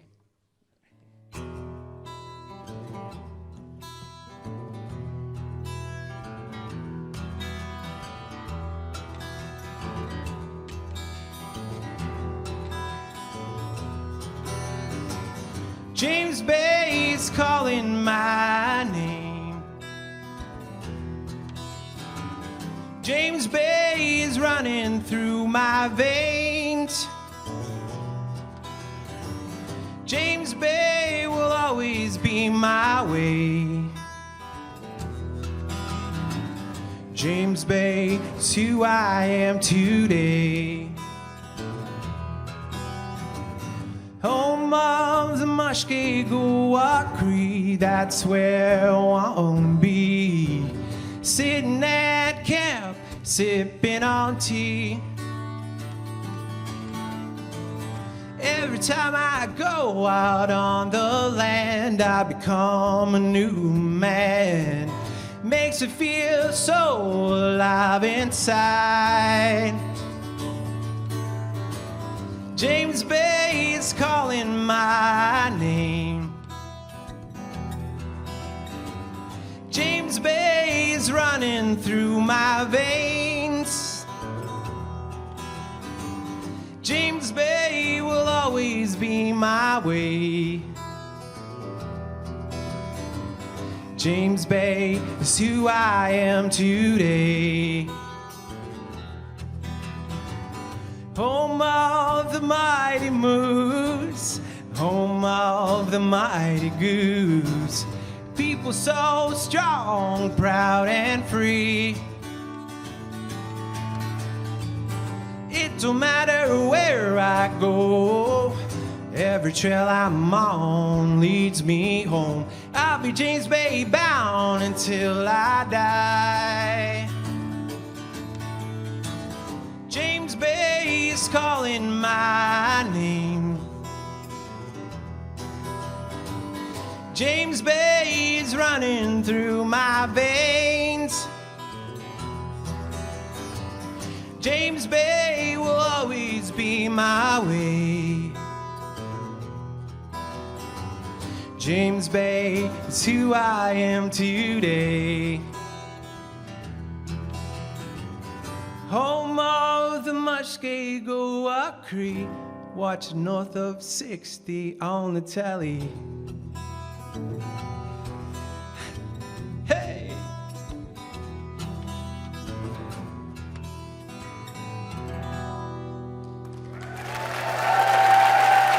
Thank you again so much, and thank you to Mushkegowuk and the Marine Project, Wildlands League, for asking me to come on board and help with some stuff. It was an honor, and it was a pleasure for me to come out and do this tonight. Thank you again so much.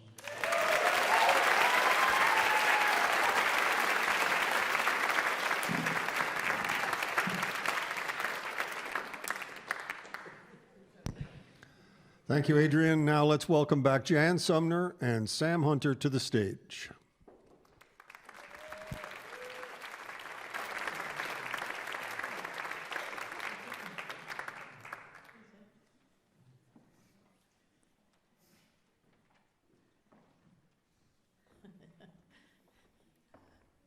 One or two bug bites.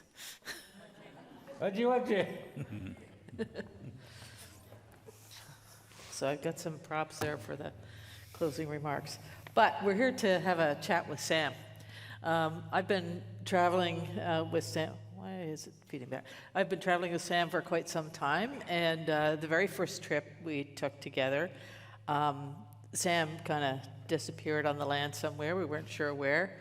And when we finally found him, he said, "Yeah, we were just playing a game of Hide the Colonials." I said, "Sam, that's not funny. It's not funny. I mean, it's funny, but that's not funny, Sam." So today, when Sam called me and said, "I'm in Sudbury, it's 1 o'clock, I should make it," I was like, "Oh, not again."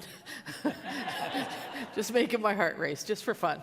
Anyway, Sam, thanks so much for being here. I'm looking forward to this conversation. We're standing up and not sitting down because Sam wanted to show off his boots.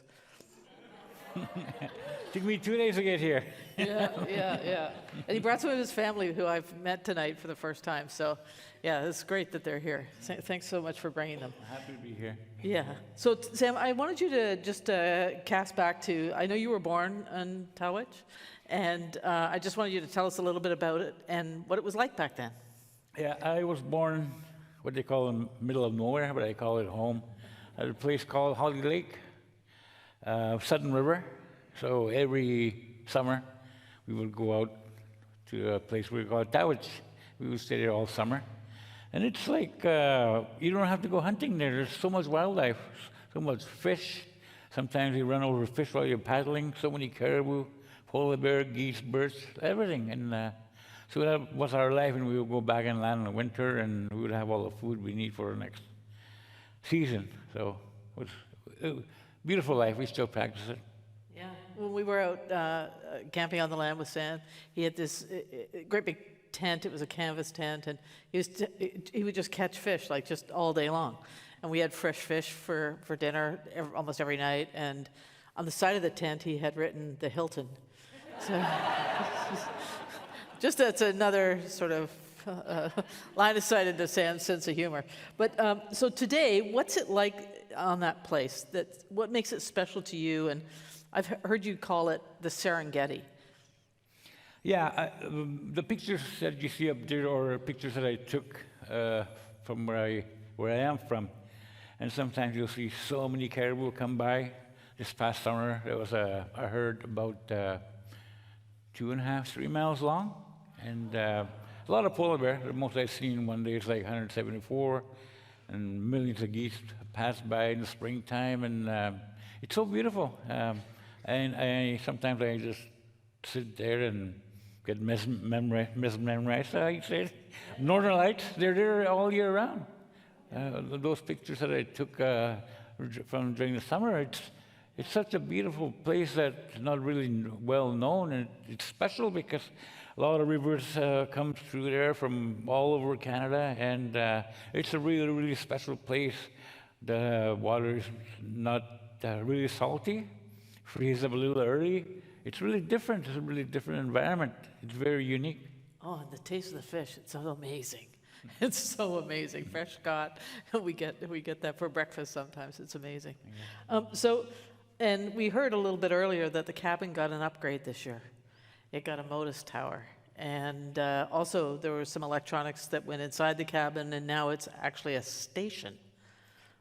Yes, so a Modus tower is basically for tracking birds, so we can find where they go when they travel up north or south. So it's basically a little satellite the size of a dime. It's very, very small, and it's glued to the back of the birds, so when they fly by, it's like a little telephone signal. And then when they go down south, they hit these other towers, and we kind of find out where they go. And the old days, they used to put bands on geese or their necks, and somebody shoots it and they report it. I kind of like the Modus Tower. I'm really happy to be a part of this project. It's a good feeling. It makes me very happy. Yeah. And thank you, Audubon. Yeah, and what's it called? Memphis's Tower. Yeah. And my grandson, I raised him since he was that small. He's 9 years old, about this tall now, and I love him so much. Yeah.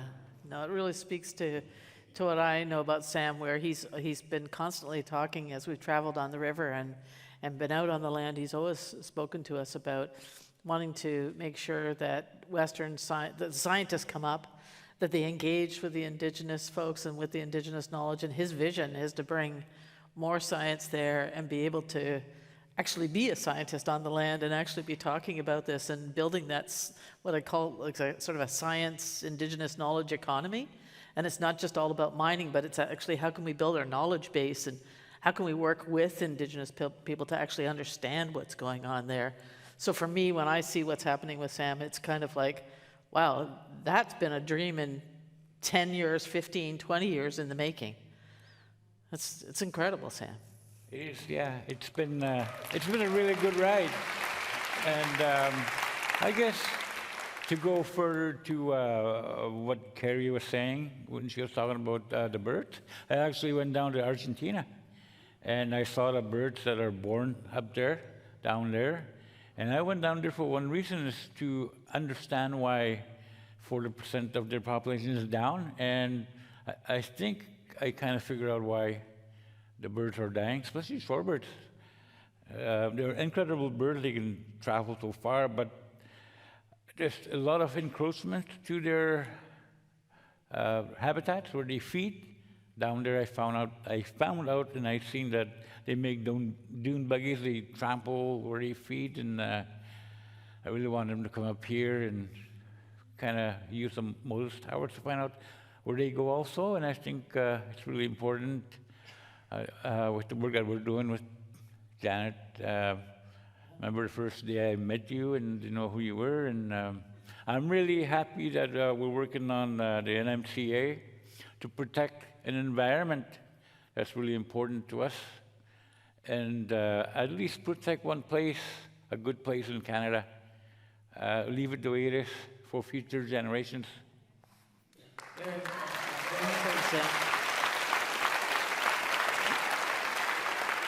So maybe we can just finish off because we've got 38, oh, sorry, we've got a few seconds. Anyway, I was just going to say, just to finish off, can you just talk about why this makes you so happy? Because you were talking about it in the video. And yeah, it makes me so happy because when I was growing up, I would go out with the Ministry of Natural Resources, and I was a young man, and I would see them work with polar bears, and they tried to make me shoot belugas with a dart, and it was all for trying to understand animals, to protect them for the future, and in these things. It took so long for the people to come together. Now I'm so busy, I need more help. And I'm so happy that Audubon's here and Wildlands here and all the scientists that come up. We had to say no to a few of them, but there's only two of us, me and my daughter that work there, up there. She's here somewhere, and we're going to try to hire some more people, and thank you for everything. With the help that we got from you. It's been great working with you, and I'm so glad you didn't lose the colonials. Just even for a few hours. Yeah. Anyway. Thanks, Sam. Yeah, thank you so much. Take care. Okay. And I think we're bringing Lawrence out next, right? Okay. Yeah, we're going to finish off with Lawrence and I. I'm going to have to share the stage with him again and play second fiddle. But this time I brought some weapons. I have some. See what I mean? He's a showman all the time. So what did you learn tonight, Jen? A whole bunch of Cree words that I didn't know. Okay. I couldn't recite them, but... Should we do a quiz on these folks? Yeah, sure. Let's do a quiz on these folks. No, I think what's more important is what I ask them to do before they leave, or if they can leave or not. Yes. What do you guys remember? Sign a petition. What's a petition going to say? Doug Ford, keep out. I didn't say that. Actually, we're going to ask you to turn your cell phones on right now. You can go and get a petition at the desk, but you can actually do this right now. This is something that never happens in a theater. Turn your cell phone on. Point your camera app at that little box up there, and you can actually sign the petition right now, scan it, and visit that, and send something, because Canada's on board. Canada's on board with Mushkegowuk. They've signed up. They're going to protect the area, but Ontario has to say yes to the coast. And that's the part that we're missing. And so we need Doug Ford to step it up. And we could yell from here, but I don't think he'd hear us. So we need to actually do this and make that happen. And if you don't know how to work your camera app, or you don't have one and you didn't bring one because you're at a theater and you didn't think you'd need it, we do have these at the Wildlands League table out there, and you can grab one of these and sign it, and we'll mail it in for you, and the folks there will help you get that signed so we can make Lawrence's dream come true, which you can't leave until you sign up. So, you know, if the world was created by musicians, artists, it would remain beautiful, would you not say?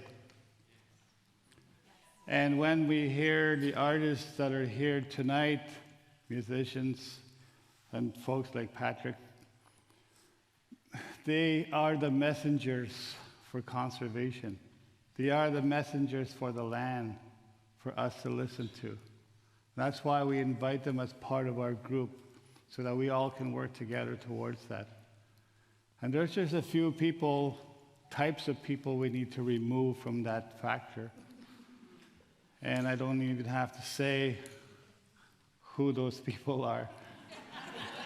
But if you can help us do that gently, with wakutu and with kindness. We've had meetings with various folks, and it's always been, yes, it's just, yeah, we can work with you. But then they disappear and go on vacation extensively. So again, let's keep trying. So your presence here tonight is reassuring that you care about the world, about the planet, and everything that's happening. And I'm really happy that we have quite a team of folks that are working together to make sure that you are aware of what's out here and what the animals are relying on us for, and the birds and the fish and everything else. It's man that's been destroying, it's man that's been causing the climate change that's going on. And it's only man that can stop that and change that. So we need to work together. The last Cree word I want you to know is mamo. You got that? Mamo. That means together. We work together, we can do it, right? Yes. Hey, good day. Hey, good day. All right. So now you've got the request for the evening is get one of these signed. Anna was trying to reference this book, which what she was trying to mention was all the art that you see out there. We actually could only afford to take a selection of it, but a good number of the artists actually offered up incredible images, and they're in this book, and so you can take a look through that. You can buy a copy of it. This is a great Betty Albert on the front cover, but you'll see more of the artists represented in here, so we wanted to make sure that we made that connection for you. I also want to thank everybody who's been watching online. We will have this up featured for another week, so you can watch it again. And thank you all of you to coming and supporting this event. I want to say a big shout out to Sea Blue, which has helped support the event, and to the Canadian Parks and Wilderness, who we are in alliance with, and they've actually supported the event. And so thank you to them, and sent out messages across Canada to join us tonight. And I'd also like to give a thank you to my team at Wildlands League and the incredible co-hosting and partnership that we have with Mushkegowuk. We really value it from the bottom of our hearts, and it's taken, it only relies on building relationships. And you can't do it in a moment. It takes over a decade of time and energy and faith and building that trust. So thank you so much for being just the people that you are and the humor that you bring. I certainly enjoy it. And also outside, if you didn't catch it before, I think that Johnny Moore is out there with a sacred fire. We wanted to make sure we started in a good way with the drummers, and we wanted to make sure that Johnny was out there doing the sacred fire. He does sacred fires all over the city of Toronto, and he's from TTN, which is a Mushkegowuk community as well.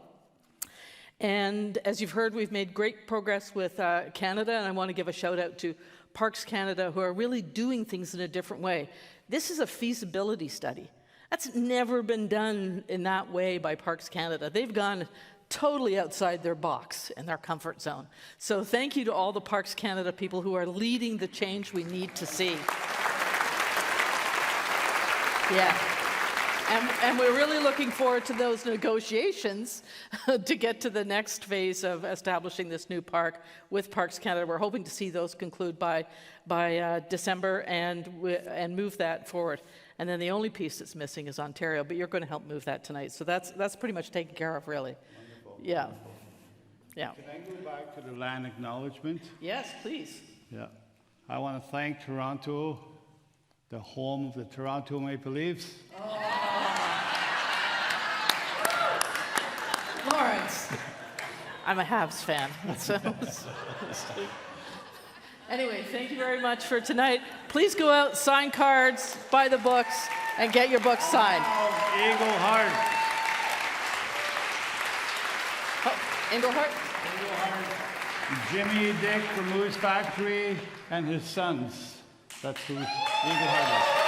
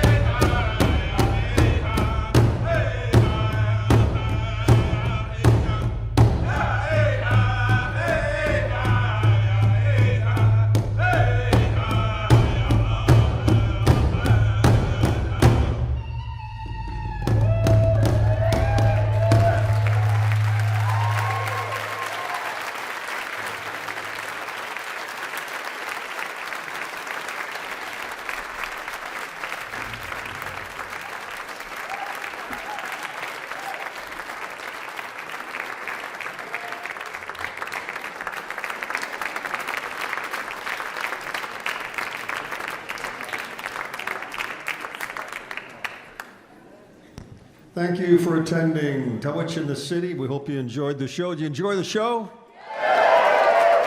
Join us in the lobby to mingle with our speakers and guests, enjoy the art, and get your book signed, and help make this a possibility. My name is Peter, and with Dave Pierce, it's been our honor to be your guiding voice tonight. Take care, everybody, and drive safely.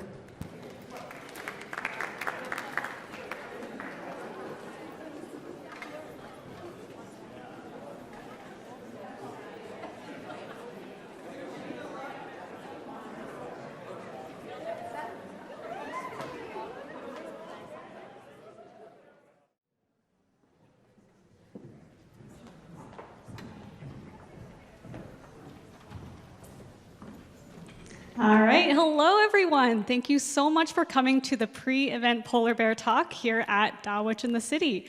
We are so lucky to have with us Dr. Greg Tiemann.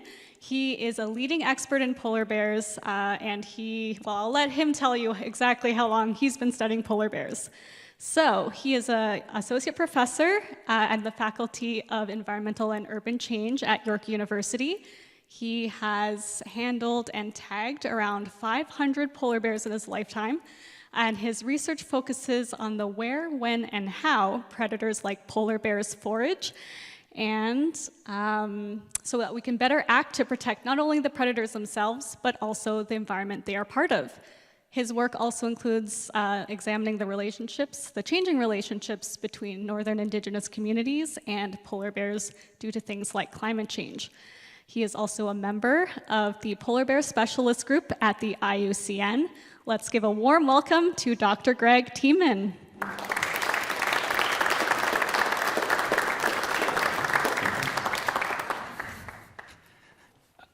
Hello. Thank you very much for being here, and thank you very much for having me. It goes without saying, this is an absolute honor and a privilege to be here tonight and share the stage with the amazing people and performers to come. As Megan so generously said, my name is Greg Tiemann. I'm an associate professor of environmental and urban change at York University here in Toronto. And my task here today is to give you a very quick overview of sort of our collective understanding of polar bears. So we'll just jump right into it. I sort of hate to admit it because I'm such a young man, but I've been working on polar bears for kind of a long time. I started as a PhD student under the co-supervision of Dr. Ian Sterling in 2001. And since then, I've had the privilege of working on polar bears really across their Canadian range. This is a photograph of Ian and myself on the sea ice of the Beaufort Sea in 2004. And as I said, this is going to be a real quick overview of polar bears. There's going to be lots that we can't get to. So if you want to know more, I strongly encourage you to seek out Ian's book. It has everything that you want to know about polar bears. You can find it at your local bookseller or local library. And yeah, Ian passed away this past May, and so that was a huge loss for Canada. It was a huge loss for the polar bear world. He was the foremost authority on the species, without a doubt. I'm involved in a whole bunch of different aspects of polar bear research at York University, and we won't get into most of this stuff, but I just wanted to acknowledge that the stuff that I'll talk about today it's not me, it's the product of a huge number of dedicated professionals and participating organizations. So we'll start at the beginning, and polar bears are a pretty new species. They evolved from the brown bear lineage about 500,000 years ago, and in that short evolutionary time, they've evolved a number of important adaptations to life in the Arctic. They obviously have white coloration that helps. They have a very large body size, about 2 to 3 times larger than Arctic grizzlies. They have smaller, sharper teeth than grizzly bears, but maybe the most important distinction between the species is the habitat they use. Grizzly bears are exclusively terrestrial, and polar bears are exclusively marine. They are, ecologically in every sense, a marine mammal. They rely on the annual sea ice as their primary habitat to travel, to find mates, and importantly, to find food. Their primary prey, their key foods are these two species, ring seals and bearded seals, which are found throughout the circumpolar Arctic. Although these are the most common components of polar bear diets, there are other marine mammals in the Arctic, and polar bears will eat them if they're around. So where they're available, especially off the east coast, southeastern Baffin Island and Labrador, polar bears eat very large numbers of harp seals. They'll eat walruses. They'll consume a surprisingly large number of beluga whales. Harbor seals, a more temperate species, are becoming more common and abundant in Arctic waters, and polar bears are eating them too. This is their primary habitat. Whatever they're eating, they're really focusing on these nearshore coastal areas over the continental shelf where the water tends to be relatively shallow, biological productivity tends to be pretty high, and seal abundance tends to be high. So we'll see the highest densities in these coastal areas. And we often think about polar bears as this sort of faraway, remote, almost abstract species that lives in the high Arctic far away, and that's true. They live in the high Arctic, but they also live at surprisingly accessible latitudes. We have polar bears right here in Ontario. That's part of my objective, is to make sure you leave this room knowing that we have polar bears in Ontario. And the polar bears in James Bay are about the same latitude as London, England, or other major metropolitan centers of Western Europe. So they're not that far away. Their habitat is a bit foreign. This is what it looks like. This is what the annual sea ice looks like. It's relatively thin, it's dynamic, and moves around in the currents and the winds. It cracks open, and those cracks become hotspots for biodiversity. They allow marine mammals to surface and breathe and haul out and give birth to pups. So that's where you'll find polar bears often foraging along these cracks. This is another look at that sort of habitat. So we see gray ice that's relatively thin. This larger patch of ice is cracked open and refrozen, and so this thin gray ice is allowing seals to create breathing hole here, another one here, a series of them across the far flow edge. In the foreground, we have some jumbled ice where a bowhead whale has likely surfaced to breathe. And through the whole scene, we see tracks of polar bears. So although there are no animals in this photograph, there's obviously lots of sign of biological activity and productivity. Globally, our best estimate is about 26,000 individual polar bears. And we used to think back in the 1950s that they were just one big population of individuals sort of roaming around the North Pole. And we have now a better understanding of the global population as comprised of 19 relatively discrete subpopulations. And tonight our focus is on this one. So zooming in now to the southern Hudson Bay subpopulation, this group designated, indicated here by SH. Jurisdictionally, it's shared by Ontario and Quebec and Nunavut. In the summer, all of the sea ice on Hudson Bay melts completely, and so bears are forced to migrate onshore. And the bears of the southern Hudson Bay subpopulation, the vast majority of them will migrate to Ontario. We see here a map produced by the Ministry of Natural Resources indicating the onshore habitat use of polar bears. So during the ice-free season, this is where they're found. Some of them will also stay on the islands of James Bay, but the vast majority will be in Ontario. While they're onshore during this ice-free period, they'll eat a variety of things. They'll feed on caribou carcasses, or if they can find them. They'll eat very large amounts of grass for some reason. They'll scavenge kelp that washes up in the intertidal zone. And there has been some uncertainty about the value of these terrestrial foods, energetically, ecologically, nutritionally. And a new paper that just came out earlier this year really advanced our understanding of what's happening during the onshore period. Researchers from Canada and the United States tracked very closely the behavior of 20 polar bears onshore in western Hudson Bay. And using tracking collars equipped with video cameras, they could document everything that these bears did, all the things that they did, all the energy that they spent and accumulated. And they found that, yeah, bears will eat a whole variety of things while they're on shore. Some will spend a lot of time foraging for food, and other bears will just basically curl up and go to sleep. And whether the bear adopts a foraging and food searching strategy or a curl up and go to sleep energy conservation strategy, they all sort of end up in the same place. They all end up losing about 1 kilogram of body mass per day during the onshore period. So the conclusion was that there was relatively little benefit of terrestrial foraging, even though some bears are doing it. When the sea ice refreezes in the fall, most bears will return to the sea ice, resume foraging, except for pregnant females.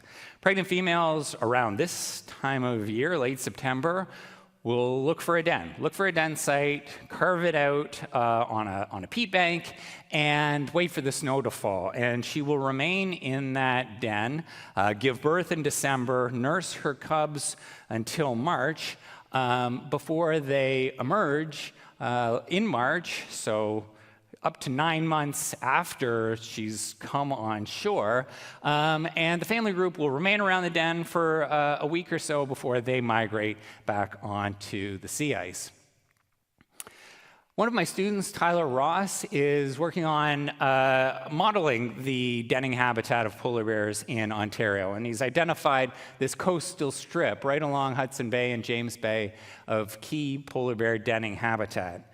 Tyler's also using some data from collars we deployed on bears in James Bay in the mid-2010s to look at the movements and space use of polar bears in James Bay, and has identified some bears as remaining in James Bay really throughout the ice-covered season. So some bears will, in fact, barely leave southern James Bay. They'll just occupy very small areas of this very southern distribution and just stay there. And this spatial separation from the rest of Hudson Bay seems to be driving what we know is genetic distinction. The polar bears of James Bay are genetically distinct from Hudson Bay or from any other bears in the world. So this is all an illustration of the fact that the proposed marine conservation areas off the coast of Hudson Bay and James Bay will be absolutely instrumental in protecting both the coastal and the on-ice habitat of polar bears. So we've got this life history cycle for polar bears in Hudson Bay where they would prefer to stay on the ice year-round, but the ice melts in the summer.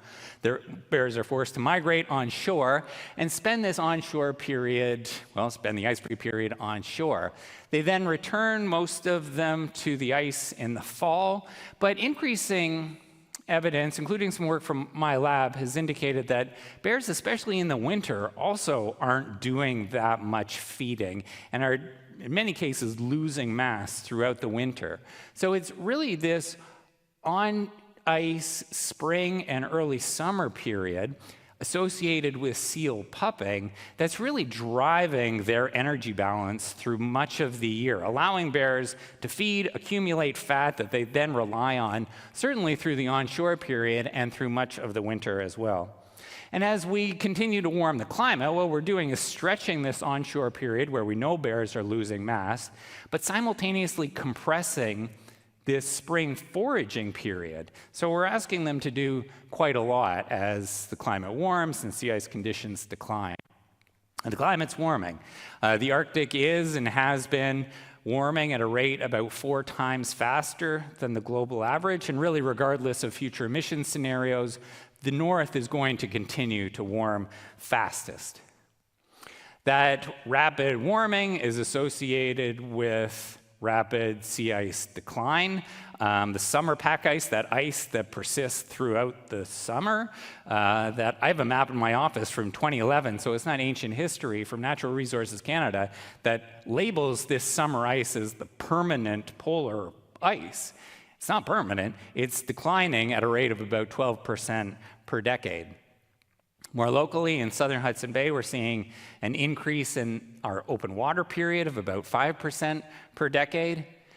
And we know enough about climate and sea ice and polar bears to make some pretty simple projections about how this is going to play out. Climate warming has and will continue to lead to altered sea ice. Less sea ice for polar bears means less availability of food. Less food obviously means lower body condition. Because pregnant females fuel all that time in the den, their entire period of pregnancy and early lactation from fat stored on their body, we know that lower body condition is going to lead to fewer and smaller cubs. Smaller cubs have a lower chance of survival and recruitment into the adult population, and less reproduction is going to lead to population decline. These are all pretty simple mechanisms, simple relationships, but we shouldn't expect them all to play out in the same way at the same rate across this vast range of polar bears. And that's precisely what we're seeing. We're seeing lots of variability in how polar bear populations are responding to climate warming and sea ice decline. We're seeing some populations that are declining. The areas in orange have likely declined relative to historic levels. The blue areas seem to be stable. A couple of populations indicated in green have even increased. In one case, as the population recovers from past overhunting. In another case, where the habitat is actually getting better as some thick multi-year ice thins and is replaced by more productive, biologically productive annual ice. And then a big brown area that we really have no idea what's happening. In Ontario, the southern Hudson Bay population seems to be mostly stable. Some indication of decline in the mid-2010s, but the most recent assessment done, led by the Ministry of Natural Resources through an aerial survey, indicated that Ontario that southern Hudson Bay has about 1,000 bears. The adjacent subpopulation, though, in western Hudson Bay has seen a pretty dramatic decline. From a maximum of about 1,200 bears in the 1980s, it declined to about 800 bears in 2011, so a decline of 32% over a quarter century. And then the most recent assessment, again in 2021, found just over 600 bears, so only about half of that peak from the mid-1980s. And these two adjacent subpopulations are increasingly sharing bears. So we should expect that this is going to have impacts on polar bears. As we started, polar bears are marine mammals, and like any species, habitat loss leads to population decline. In Canada, federally, polar bears are assessed as are considered a species of special concern, which is notably a less imperiled status than the US or international designation of threatened and vulnerable. These are equivalent, but more imperiled and based on projected significant declines in the coming decades. In Canada, we haven't seen yet those large declines that would warrant an uplisting to threatened, but more locally in Ontario, we recognize that they are a threatened species and they are considered a threatened species under the provincial legislation. And this more imperiled status was arrived at through a consideration of the smaller size and increased threats that polar bears in Ontario face at the very southern limit of their range. And given these issues, given the fact that, climate warming is a collective problem that is ultimately going to require a globally coordinated solution, it can become frustrating what individual people or communities can do to try to advance conservation. And one of the things that we're trying to do is collaborate with First Nations in Ontario to take local action, and specifically to facilitate coexistence between people and polar bears. So partners at the Ministry of Natural Resources and Polar Bears International have been working with the Moose Cree First Nation, with Pewanik, with Fort Severn, to distribute and equip and train people on the use of various deterrents: bear spray, cracker shells, flares. Polar Bears International funded the design and manufacture of 3 polar bear traps that have now been distributed to Moose Factory and Pewanak and Fort Severn. So just hopefully encouraging people and polar bears to live together in a way that maximizes and advances polar bear conservation as well as public safety. So again, quick overview. Lots that we didn't cover. As Megan mentioned, I'm a member of the Polar Bear Specialist Group. We have a website. It's got lots of great information about polar bear science and conservation and management.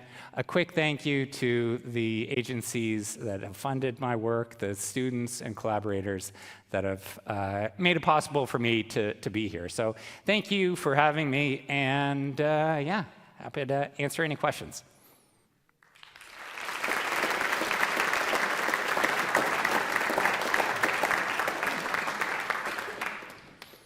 Okay, yes, thank you so much, Dr. Teemian. That was Thank you. wonderful. I learned so much about polar bears right here in Ontario. So we do have some minutes for questions, so just raise your hand. I think because we're all pretty spread out, just yell it really loudly, and I'm just going to repeat it for our viewers online. So, oh yes, I saw this hand first. Yep. How do you estimate the number of bears in any area? A great question. So the question is, how do we estimate the number of bears in any area? And it's not easy. So first and foremost, it's not easy. And second, there are a number of different ways. The sort of gold standard is to individually mark polar bears. So that involves capturing a bear, giving it some identification, very often a tattoo, and then doing that several times over the course of 3 or 4 years, and then using the proportion of marked individuals that you recapture to generate a population assessment. This method gives all kinds of additional information about age structure that we can use to really understand the dynamics of the population. We can also replicate that approach with DNA marker recapture. So if you collect a small piece of DNA, you can identify an individual and identify those individuals that are recaptured over time. Increasingly, what jurisdictions are using, though, are aerial surveys. So we're just going to fly an aircraft in a systematic way over the space and count the number of bears, which sounds self-evident, but it gets complicated because you can never count every single bear. You're going to miss a large proportion of them, and so the mathematics of estimating the number of bears, the proportion of bears that you miss gets complicated. So there's different ways with different levels of precision. Great question, though. Yeah, I would love to have that job, flying around counting polar bears. Yep. Thank you very much for your talk. I was just wondering, when you mentioned that there were different subspecies or varieties in these different regions, what level are you talking about in terms of the differences? If there's a short answer to the kinds of differences that exist? Yeah, so the question is, what are the kinds of differences that exist among polar bears in these different groups across, a vast range? And we should preface this by saying that these are all one species. There's no designated subspecies within polar bears. They're all one species, and relative to many other species, like wolves, for instance, or grizzly bears, they have relatively little genetic diversity. The genetic difference between polar bears in James Bay and the Beaufort Sea, for instance, is measurable and real, but relatively small compared to the variation in other species that occupy huge ranges. So these units are, for the most part, demographically separated. So the individuals within them will breed with each other, really more than with adjacent subpopulations. So they're separate populations in the sense that they function like separate populations, but there's certainly exchange in between them. Would you see a difference in their coloring or their size or their feeding habits? Like, I just wondered at what level what are you measuring when you measure those differences? When you measure those different units, you're measuring demographic differences, and so this is very helpful in assessing sustainable harvest. So to know how many bears are in Western Hudson Bay is very helpful, is essential really, to managing a sustainable harvest of bears in Hudson Bay. Genetically, what they would look like is not very different. The largest sort of separation, say, between bears in Alaska and bears in Greenland, they are very different body sizes. Like the bears in Greenland are pretty small. And whether that's a function of different genetics or different nutrition or different contaminant levels, these are all still ongoing questions. The short answer is it's a little bit of all of those things. But yeah, the most dramatic difference sort of visually among these different populations will be body size and not really coloration or other considerations. In the back there. I was wondering, is there any truth to the fact of the suggestion, rather, that polar bears are interbreeding with grizzly bears? So yeah, great questions. So the infamous Pizzly bear or roller bear or whatever. So it's a fascinating story, and certainly the sort of genetic introgression is a major conservation concern for biodiversity writ large. For polar bears, though, not so much. There was, so it all started, anyway, to tell a brief story, it all started in 2006 when a non-resident sport hunter came up from the United States. This is all legit and perfectly supported by local communities.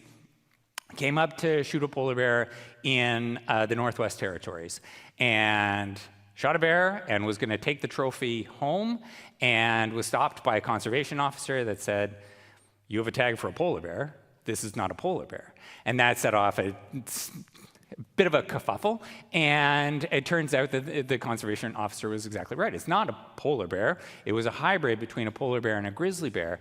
And subsequently, a whole bunch of bears of these various hybrids and various generations of, a female polar bear had bred with a grizzly bear male, or their offspring had mixed as well. There was like a dozen of them, either captured during research or harvested by Inuvialuit hunters. The end of the story is that, as far as we know, all of those bears are dead. And it started with one female polar bear that bred with two male grizzly bears. One of those male grizzly bears ended up mating with its own daughter, which is the whole thing. But this was all a very isolated situation that seems to have exhausted itself. So researchers at the University of Manitoba actually continue to essentially search for hybrids in the genetic samples of bears across their Canadian range.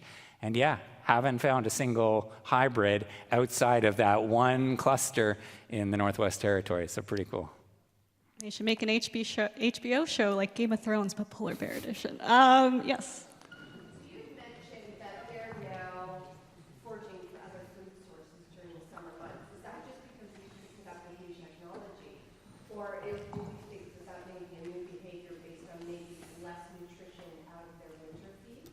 Yeah, so great question. So this idea that bears are eating more and maybe different things during the ice-free period while they're on land, is that a product of us just paying more attention and having better technological tools like video callers, or are they eating more on shore because they're hungrier or whatever? And yeah, again, it's a little bit of both.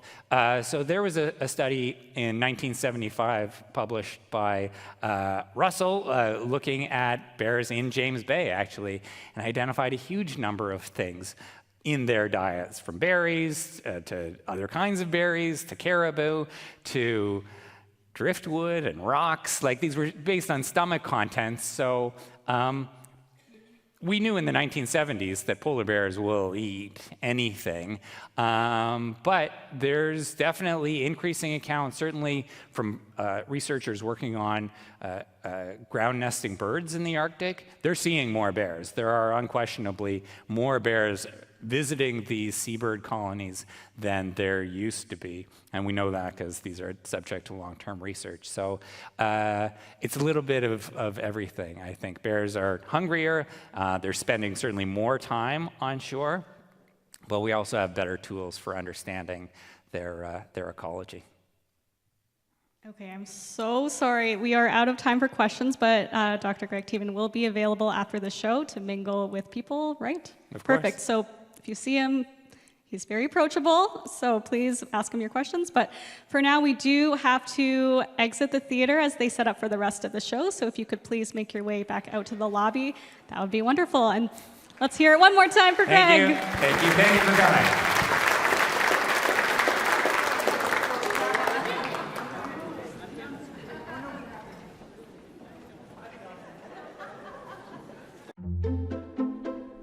This is Guayhanas. It's part of a rapidly growing system of national marine conservation areas, or NMCAs, across Canada. The protections provided by an NMCA make Guayhanas a refuge where biodiversity, ecosystems, and people can all thrive together.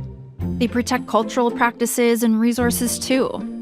What makes these waters different from some other protected places is that they're managed not just by the Government of Canada, but together with the Haida Nation. Also, people here can continue to earn a living from things like sustainable fishing and other commercial activities inside the conservation area. The protections of the NMCA make sure that these things happen in a way that keeps ecosystems balanced and healthy. Now, it's important to know that the Haida Nation has been stewarding these lands and waters since time immemorial. They designated Guayhanas as a Haida heritage site back in the 80s, and the federal government then followed with the co-creation of the National Marine Conservation Area Reserve in 2010. Guayhanas is an example of how governments at all levels can work together to strengthen marine protection. At Parks Canada, we want to keep working with people who are already connected to Canada's waters to create more of these NMCAs, 10 more to be exact. This is Parks Canada marine ecologist Deanne Blanchard. She's been working hard behind the scenes with community partners for years now to establish these new NMCAs. Maintenir des écosystèmes en santé à l'intérieur des aires marines nationales de conservation, c'est important pour tous. Les océans nous apportent énormément au quotidien. La plus grande partie de l'oxygène que nous respirons provient des océans. Elle est produite par des micro-organismes qu'on appelle du phytoplancton. C'est des mini-algues qui flottent à la surface des océans. Et une respiration sur deux provient des océans. Aside from being important for humans in general, NMCAs also protect major habitats for lots of species at risk. Yep, that's a narwhal. They also support Indigenous rights and traditional harvesting practices, which is a vital means of access to healthy, sustainable food sources, and is essential to Indigenous cultures. These are just some of the many reasons we're working with partners to create more NMCAs. I'm really happy to be part of this project because it allows me to get reconnected back to the land, to the waters of the area where I grew up in. The Mushkegowuk people have always lived in harmony with the earth and with all living things within the earth. And they often talk about the interconnectivity between the land and the water, that there is not a line between, there's actually just a continuation. Canada's oceans and Great Lakes have supported Indigenous and coastal communities for centuries, and they continue to be hugely important to people who are connected to these marine areas. So we know why protecting waters, along with the ecosystems, biodiversity, and people that they support, is important. And that's especially true for Canada. We actually have the longest coastline of any country. We're also responsible for around 20% of the world's fresh water. No pressure. Canada's goal is to protect 30% of its waters by 2030, otherwise referred to as 30 by 30. That's nearly 3 million kilometers squared of protected water, which is more than 36 times the size of Lake Superior. That's a lot of H2O. At Parks Canada, collaborating with Indigenous governments and coastal communities to create new national marine conservation areas is our way of contributing to that goal. And like we said, we're planning for 10 new ones. This is really exciting news. Well, we're excited anyway. Our aim is to have one NMCA to represent each of Canada's 29 unique marine regions. These areas are hand-picked to showcase the huge diversity of marine and freshwater habitats that Canada has to offer. and important cultural and historical features too.